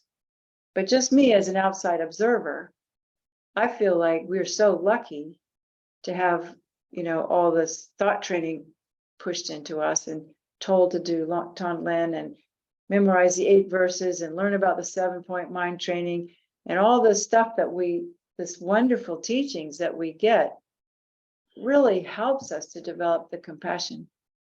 Because I think until you do realize emptiness, if you don't have compassionate practices, you're not really that beneficial to other people or even yourself. And you kind of kid yourself by thinking, oh no, I'm meditating in open awareness and everything is empty and I'm so groovy, you know. But what I love about our Gelugpa training is there's so much emphasis on mind training, and that you know, those Gelugpa, and I'm not criticizing. I mean, all the traditions have the same thing. They're great, but I just feel when I look at these our geshes, especially the older ones, you know, they just are so full of love, you know. And especially Garchen Rinpoche, you know, Garchen Rinpoche, he's a Kagyu Lama. I mean, his whole thing is love. He says, you know, and he's a greatly realized being. And he says the essence of all Dharma is love. And so when you generate love, it kind of naturally lessens your sense of I. I mean, that's why we like being in love. You know, one of the reasons we like being in love is that we're not burdened by our ego as much, because we're connecting with another human being. And the more we connect with other human beings and care about other human beings, the less we're focused on my needs. You know? How's that? But I really love that thing when His Holiness said that. It just that I'd never heard it in all my 40 years, you know. And he said that, and I went, right, that makes so much sense, you know. So I really, and I've only heard him say it once. Yeah. What about the other side, the second part of the question by Siri? Because I thought it's really a good question. So when you meditate a lot of emptiness. Well, then naturally compassion arises. Yeah, that's important. Yeah, because you see how burdened people are by their ego. So you naturally feel compassion for people. But isn't that tricky that you might end up in some sort of a trap that you start meditating on emptiness and you're lost in this analytics meditation? Yeah, that's why I said what I'm saying, because I think that's why we're really lucky that we're told to emphasize. And I just now did, I said, let's do Tonglen, Yeah. because I think Tonglen is a, although this is supposed to be a Mahamudra class, I find that, Tonglen for me is a better way to do that practice, of generating awareness, It's like, for me to have an object of love helps me so much, than just sitting there and looking at my empty mind. And yeah, what else do you want to say? Yeah, I mean, I did a lot of those studies, and for example, also the practice of debate, and it's sometimes difficult to reconcile those with a sincere practice of from then, because you're all caught up in your studies and your especially with debate or study of logic, it's difficult then to reconcile it with a practice of love. Sometimes they seem like two separate words. Yeah, they do. This is not how it should be. Yeah, well, I don't know the answer to that because I never did those things. And I never was that interested. I'm more of a, they call it grandmother style. That's what Miguel Rinpoche, he calls it grandmother style Dharma, I don't know a lot, and what I'm interested in is, transforming my emotional realm, to be a better person. And all the stuff that, all those debates and all that philosophy, and I'm just being honest, I think we can understand emptiness without doing all that. It's pretty easy to understand my mind is merely labeled on the base, the 5 aggregates, and I can know what my 5 aggregates are, and I can, look for, for the I in relation to feeling and form and feeling and compositional factors. And so I personally don't feel that we need to do all that study. So I don't know why you do it. I suppose if you wanted to be a teacher and teach it, but I think to get the essence of Buddhism, we don't have to do that. I think that, and in fact, I mean, that was the advice to me, study Lam Rim and do tantric practice. That's all you need. You don't need any more than that. And that's what they told us in the 70s and the 80s, So I don't know what happened, and and I'm not saying it's probably really good to study and do all that, but I think that what I found with the people in the master's program was that they didn't have enough time to do the other meditations that cultivate your open heart. And that's really, really, really important. And I mean, maybe part of it is like, I think Tibetan culture is sort of naturally open-hearted. I mean, maybe not now because they've all been traumatized. But I think originally, before 1959, they just grew up in this culture where there was a lot of love and compassion, and children were allowed to grow up without being, with just being themselves. And so maybe there wasn't as much need for that in the monasteries, and just being in the monastery, the older ones took care of the younger ones. And there was a lot, like Geshe Namdang had Lama Zopa gave Geshe Namdang a little boy to take care of. And it was like, wow, was that smart? Because he's going to generate love for that little boy.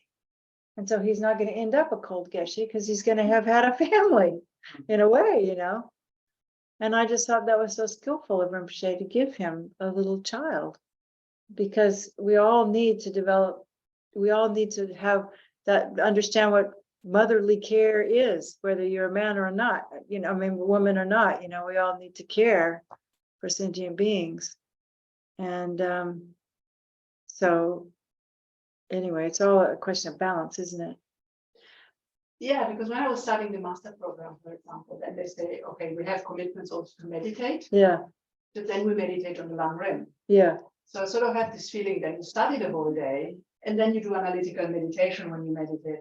And I always felt it would be better to study the whole day and then you do Tonglen or metta meditation, something that speaks to your heart. Yeah. And instead, we are encouraged or told to more Lamrim meditation, more analytical Yeah, meditation, yeah. and then actually there is an imbalance. Yeah, yeah, You know, and this is something I was always wondering. Because Yeah. why, if you study the whole day, then you also do analytical meditation. if I were you, I'd ask Lama Zopa, why, why can't we have more meditation in the master's program, because the first time they all went off to do a long rim retreat, the majority of them got so much lung, they still are, because they didn't learn how to meditate.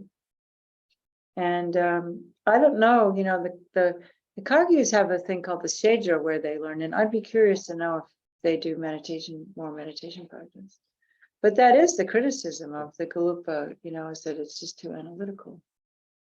And it doesn't have to be, though. And I think that even in our Lama Chopa, the verse that we say in the middle 3 times is the Tonglen verse, May all the sufferings of sentient beings ripen upon me right now, and may I give over my happiness and virtues to others, and thereby invest all beings in bliss. So it's the heart of their practice. And what did you want to say? I understand, but every meditation or sadhana always starts with refuge and bodhicitta. Yeah. But it's already, if you work on it, it's already open your heart. Yeah. You do your sadhana with something not. That's right.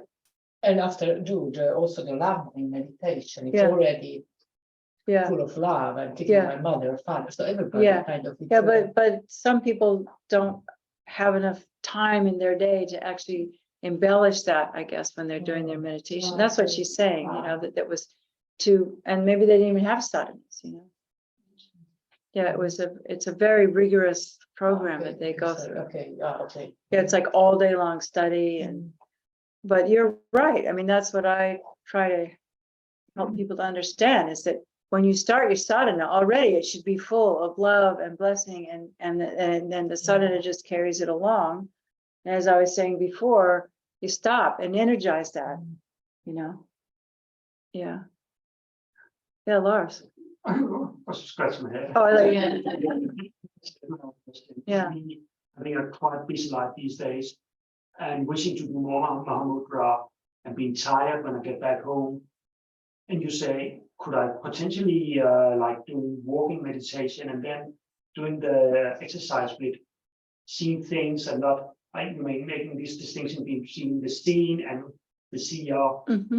Would that be? You can do that anytime. I mean, Yeah. one of the things about Mahamudra meditation is that you can do it anywhere, anytime. Yeah. You can do it on the train. You can do it, walking. You can do it, doing swimming, running. You can do it anytime you want. And I know Lami actually once said to people who were really, really busy, and I think Rabina actually made it a quote or something. It was used to be in Mandala magazine, that if you've been working really hard all day, instead of coming home and, Lama would always do the mudra, doing that, he said, maybe it's just better to lie down on the couch and meditate on loving kindness, meditate on bodhicitta.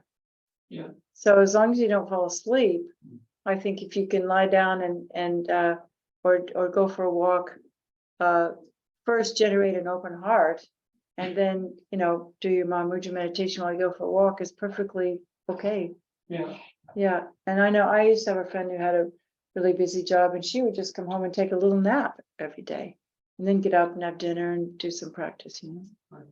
So part of the condition of our world today is we're so busy. Yeah. Especially if you have a family too. Yes. Yeah. But we just do the best we can, Yeah.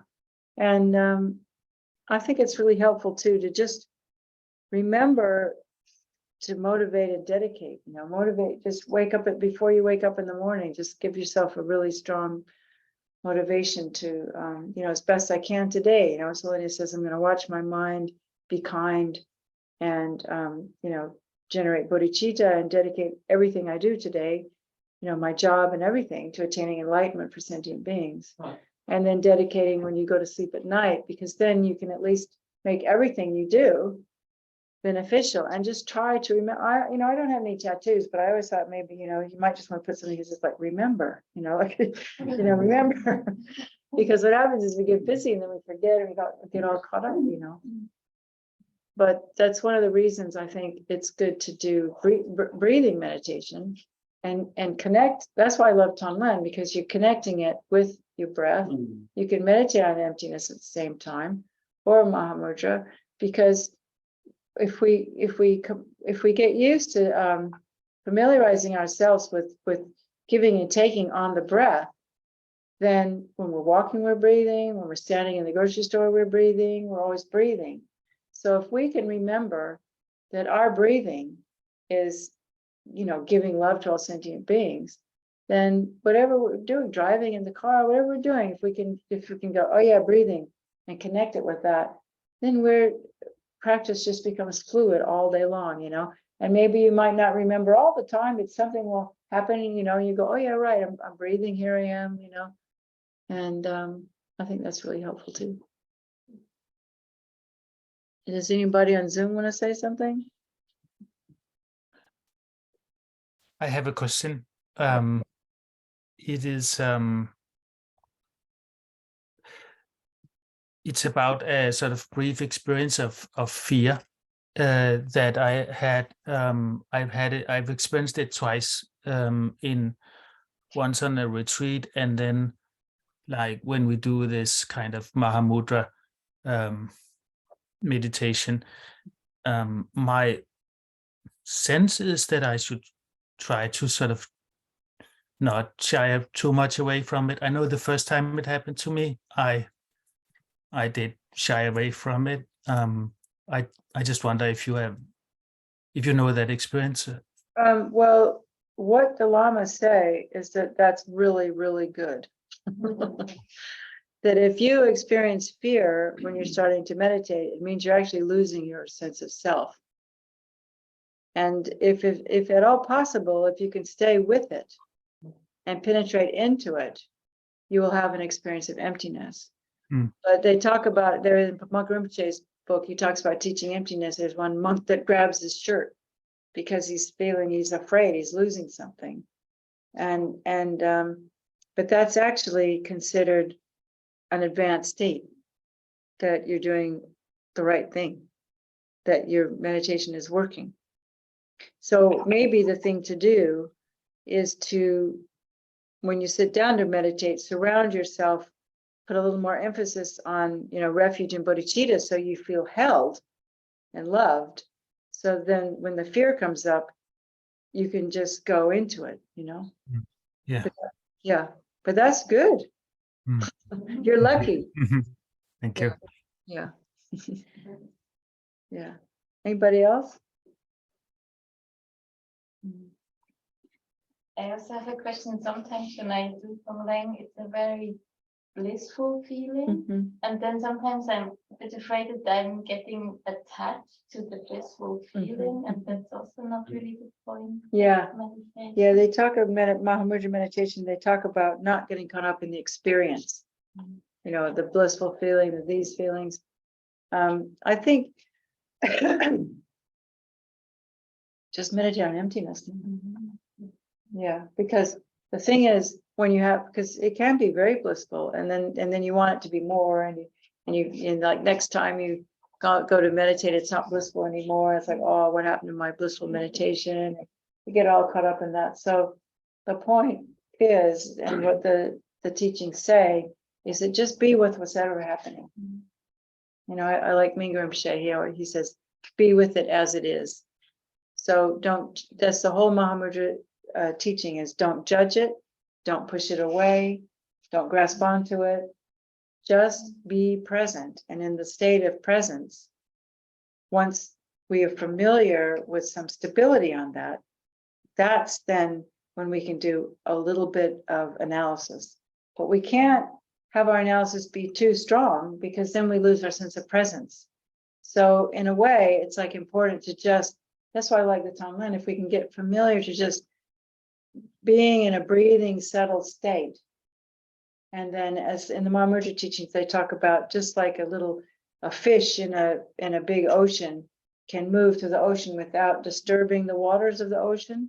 That when we have this sense of open awareness and presence, we should be able to do the analysis without it suddenly my big eye getting in the way, you know, suddenly I'm thinking about this and then I've lost my presence. So I think the idea is to get enough of a foundation in the shamatha aspect of it before we actually begin investigating. But at the same time, if you know what the investigation is, once you're sitting meditating, you can just, you know, it's like after a while, you don't need to do the investigation because you just know that, yeah, can't find, you know, the mind is, I know I'm not going to find my mind. So I'm just going to go ahead and get to the place where that space, you know, and work with that. So I don't know, you know, I mean, I haven't realized any of this. I'm just sharing with you a little bit of my experience. So I can't say I'm a great master at any of it, but I have tried. And yeah, but that's, you just can't get attached, you know, you just have to meditate more on the emptiness of the self that's doing it and enjoy the bliss, you know, because it might not be there next time. Yeah, but love is blissful. That's why we like to fall in love. The only problem is we grasp onto it and then we think that our feeling of love and bliss is coming from that person, but it's not. It's coming from my nervous system. And what we can learn to do is, we can learn to generate that bliss on our own if we're skillful. I think that's what the idea of when they visualize a consort, it's just to visualize the fact that you're in union and being in love with somebody, so you can let that bliss be in your own nervous system, because it's definitely, the person is actually, it's the condition, but it's not the actual mind is the one that's feeling the love, so that's why we can sit in a room by ourselves and feel overwhelming love for sentient beings, but it does help to think about one sentient being you love to sort of get it going, because a lot of times if you just think about love, it's very nebulous. Well, love what? Nothing, But if I think about my grandmother, I can go, oh yeah, right. That's, if I think about my partner or my sister, or, that can sort of get the feeling. But that isn't Mahamudra meditation. Mahamudra meditation is not doing that, but I think it's a helpful step along the way is what I can say. Yeah. So I guess we had discussion, but that's good. I'm not always here. You can meditate by yourself. So yeah. Does anybody else? Do you have a question? No? Anybody? Yeah. Sorry, what's the main shift when you transition from shamatha to Mahamudra? Because in a way, when we do shamatha, we focus on the breath, but we already see the thoughts come and go. Yeah. Just try to not grasp. Well, I think it's when you turn it around looking at the sense of the self, that it's the thing about what I said about awareness illuminating itself. Okay. So that it's not like I'm doing this, but it just is. Okay. The mind's not looking. It's like Jeffrey Hopkins explained it once. He said it's sort of like it just turns around and looks at itself. And then the difference between that and this is not there anymore, and it's just clarity. Why are you laughing? Because this is unbelievable. This life that I am kind of, but this is also I am. Yeah. I can look for me. Very, very. you can see they kind of, you've seen them go. I've seen lamas go like this, and then like this. So I'm looking this way. Now it's this way. I've seen them do that. And then that thing that His Holiness said about looking at the space between the subject and the object. I really like that one. Because in that one, then it just sort of becomes the big ocean, and not the sense of I'm watching my breath. Yeah. Okay. Is that helpful? Yeah. Yeah. Okay. Thank you. Like I said, I'm no expert at this, so I'm just trying to, encourage us to work on it. Yeah. Yeah. So we're about done. Anybody else want to say something? Maybe just one question. Does, for example, when you meditate, meditating on, for example, a rainbow and saying, I am just like a rainbow, is that Mahamudra? Not really. What would you call that? That's saying I think I'm like a rainbow. No, but I mean, since the rainbow. No, exists, no, no, no. feels like it No, exists. I'm not saying it is true. I mean, one of the examples they give is that the mind is like a crystal. You know, the mind like a crystal, in that it's clarity and awareness, and that everything that appears in the mind is how Namkhai Norber describes it. Everything that appears in the mind is like when the light goes through a crystal and you see the rainbow. So that's what it means, that everything's like a rainbow, which means that it's the same. They have these different metaphors, you know, that the mind is like the rainbow. The mind is like, it's like the ocean, and the thoughts are like the waves. The mind is like the sky, and the thoughts are like the clouds. The mind is like the mirror, and the thoughts are like the reflection. The mind is like the lake, and the moon reflected in the lake. So those are all metaphors for Mahamudra meditation, and they're very, very useful. So that's what you're asking. So if it is Mahamudra, so if I see that my mind is like, that my experience of self is like a rainbow in the clarity of mind, and that's Mahamudra meditation. Yeah. And because it can't be, you can't get there, it can't be described through words, they use these metaphors, which are really beautiful. And so if you sit with them and work with them, they're very, very helpful. And it's like I said earlier that got confused. It's not that, it's like the clouds are in the sky, but the sky is not the clouds. So the thoughts are passing through my mind, but my mind is not the thoughts. And then you have to go through, well, what is mind? And mind is empty. And then not only is, first you think everything comes from the mind. First you have to establish that. You know, you can spend a lot of time establishing just that everything comes from the mind. And then once that, like hours and hours, you meditate on that.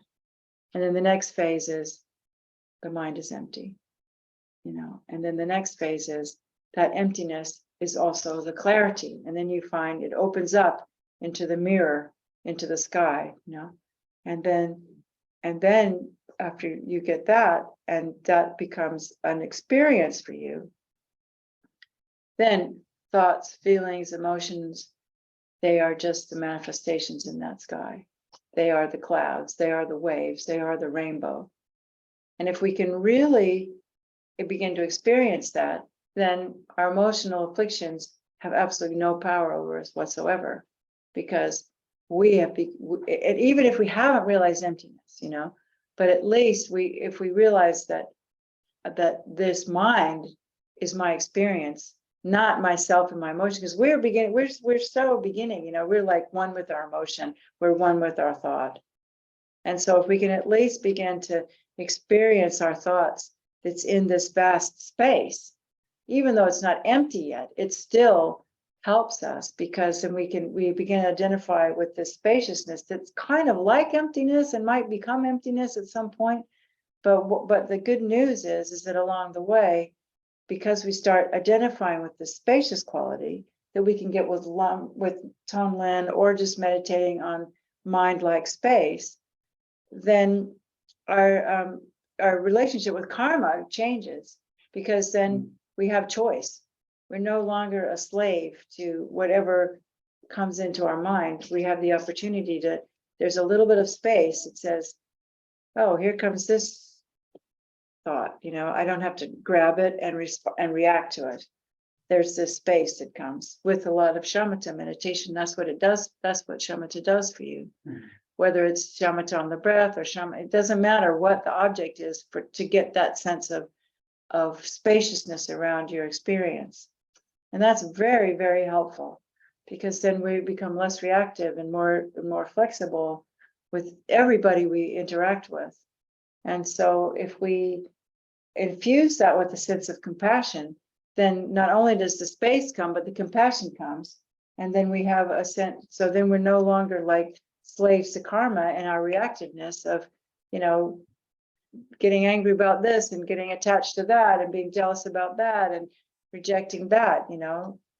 But that only comes with practice of being in that loving kindness space, where we're not accepting or rejecting, because it's the accepting and the rejecting that we're always doing that keeps us in this little world of subject and object. And so we need to open that up. And that comes from, you know, meditating on spacious awareness or Tonglen or what, you know, find your Tara, whatever is your bag, you know, whichever is your one that gives you that space to relax and be open, you know. And that's kind of where we're at. But that's our first base, you know. If we can just get there in this lifetime, we'll be making a lot less negative karma or mistaken karma, and start creating more causes for enlightenment, because we have a choice. I don't have to get angry about this today. You know, I can have compassion for that jerk, maybe a jerk, but I don't dislike that person. I don't like their delusions. You know, that's a big difference. To separate a person from their delusions is like the biggest compassionate act we can do, because then we don't hate that person, you know. And they have the same delusions I have. I don't like my delusions either, you know. So yeah, so that's a good way to end, I think. So let's just pray and hope that we can develop this spacious mind, so we can create the cause for enlightenment instead of just taking more, you know, rebirths endlessly in the circle of samsara. So how do you usually dedicate with this group? What's your usual dedications? Do you have dedications you do? We don't really have usual dedications, but we could do the ones in the Kopan prayer. Yeah, because we have it. Yeah. Okay. There's on page 50. Okay, on page 50, we have dedication prayers. Oh, that's perfect. Okay, this is not, I've never seen the Kopan prayer book. Okay. Well, that's great. We have the digital dedication for Lamazopa's health. Cool. Okay, do you do it in English or German or Tibetan or? Yes, English or Tibetan. Okay, let's just do it in English then. Due to the merits of these virtuous actions, may I quickly attain the state of a Guru Buddha and lead all living beings without exception into that enlightened state. May the supreme jewel bodhicitta that has not arisen arise and grow, and may that which is not arisen increase more and more. I like to do the long life prayers in Tibetan because I feel like, you know, they're Tibetan, so why not do it in their own language, you know. Gangri Rawe Go Pishinkam Der Pandan Dewa Jumwe Chenre Zewan Tenzen Yatsui Shape Site Bardu Tengyuchi Sub Shu Jan Jin Jam Gyong Galway Tenzen Gyong Pelway Kun Su Dokpo Se Shosu Gu Wele Montu Dru Dak So Du Ten Kon Du Jap Ten Shu. So we pray for the long lives of all of our teachers. And for this center, just rejoicing in all the great goodness that's coming out of this place on Zoom and everywhere. People all over benefiting. And for you to always have enough money to operate, and you know, enthusiastic directors and SPCs and people coming, and so that Buddha Dharma can thrive in this city and in this country and in this land. And then we'll read this little prayer for Kabji Zopa to always have perfect health and to always be free of obstacles, and for all Rinpoche's Dharma projects around the world to be highly successful, including all the FBMT centers, projects, and services. And then we can do that for all the Dharma projects and services, and just for all the projects that are helping to make the world a better place. You know, all the NGOs, and just also for, we have to dedicate to find answers to the climate change and injustice and racism and wars and violence, and just may people be kind to each other. And then rejoicing how wonderful it is. Okay, thank you all. Didn't think we'd talk all afternoon, but we did. That's okay. Like I said, you can meditate when I'm not here. So if you have questions, I'll try to answer them. Thank you very much, Paula. Yeah. Thank you everyone who joined today. So you want to stay, you're very welcome to stay and wait for the momos. They will arrive in around 20 minutes. And otherwise, we meet tomorrow. I think we start At 10, and then we end at 3 tomorrow. Yeah. Yeah. Okay, well, thank you. Yeah, and I would also like to announce that on Tuesday is the auspicious day of La Duchenne, and we will be meeting online only from 5 o'clock, where Tara will be reading from the Golden Sutra. Oh, great. And there's also an article attached to the web event explaining why it is important never to forget also reading from the sutras, which I think maybe somebody could sometimes not engage in reading those sutras, but it's also important part of the Dharma practice. After that, we will do a meditation on Tonglen, and finally we'll do a green Tara with Taras. Great. So it's a wonderful opportunity to meet and celebrate. And the thing about the Golden Light Sutra is a long time ago. Remember when Al Gore put that movie out? And Lama Zopa was in Santa Cruz, and we all went to see it with him, like about 40 of us or so. And afterwards, I asked him, I said, "What can we do Dharma-wise, for the Sutra of Gold, for the climate change?" And he said, "Read the Sutra of Golden Light." And so, there's a way that you can read the whole sutra in one go if everybody takes a different part of the sutra. So I don't know if you could organize that on the Zoom, but what I used to do when I traveled with the relics, I'd have it on paper and I would just pass it out. And like if there's 20, it's like 100 pages or something. So if there's 20 people, everybody takes 5 pages. And then you sit down and you read it all at once, but the whole thing gets read. And that's what they do in the monasteries when they read the Kangyur and the Tangyur. They don't all each individually read it. They all take a piece of it and read the piece of it. So if you can figure out how to do that. We'll screen share, and people could simply read from the screen share. So Yeah, but that won't work Start. because everybody needs a different part, you see. So if people would download it first, yeah, and you could say, and you get to the Zoom, if everybody downloads it first and you get to the Zoom and it'll take a little while to organize it, but you see there's 10 people or 20 people on the Zoom, then you have to do some quick math in your mind and think it's 120 pages divided by 20 is so many pages per person.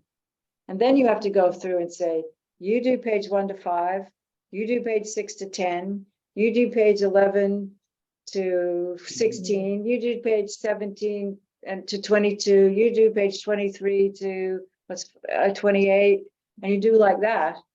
And then everybody reads it. It's so much fun. I used to do that at a lot of Dharma centers, I have a question about it, because if hopefully we can do one time like this. But all the Zoom you cannot switch on because it's kind of so everybody has to do it quiet. Yeah, quietly. Yeah, but if we all read it with it muted, you'd still have it all read. because everybody can mute herself or Yeah. That's Yeah. my question. Do you still have to hear the other part? Or? And I used to do it whenever.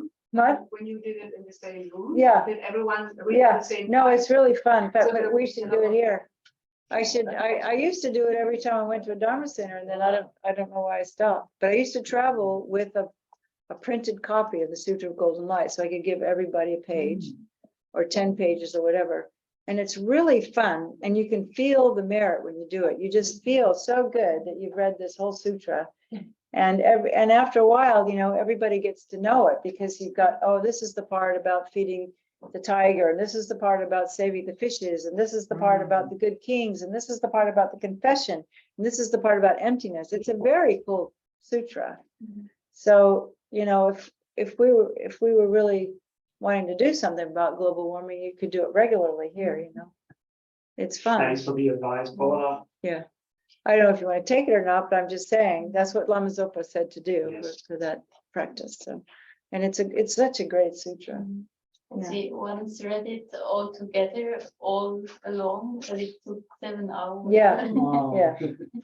Yeah, no, it takes 7, but you can do it in about half an hour with 10 people, or, you know, or half, you know, you can do it 5 minutes if there's a lot of people. I mean, I used to always take it on the relic tour, and there'd be lots of people, and I just pass it out at the end of the day of the relic day, and they would all say the Sutra of Golden Light, you know. So anyway, people need to go, I suppose. The momos are almost here. So okay, so we'll see you tomorrow. Yeah. Yeah. You're welcome. Thank you. Oh, you're still there, are you? Okay. Thank you. Bye, Thank bye. you.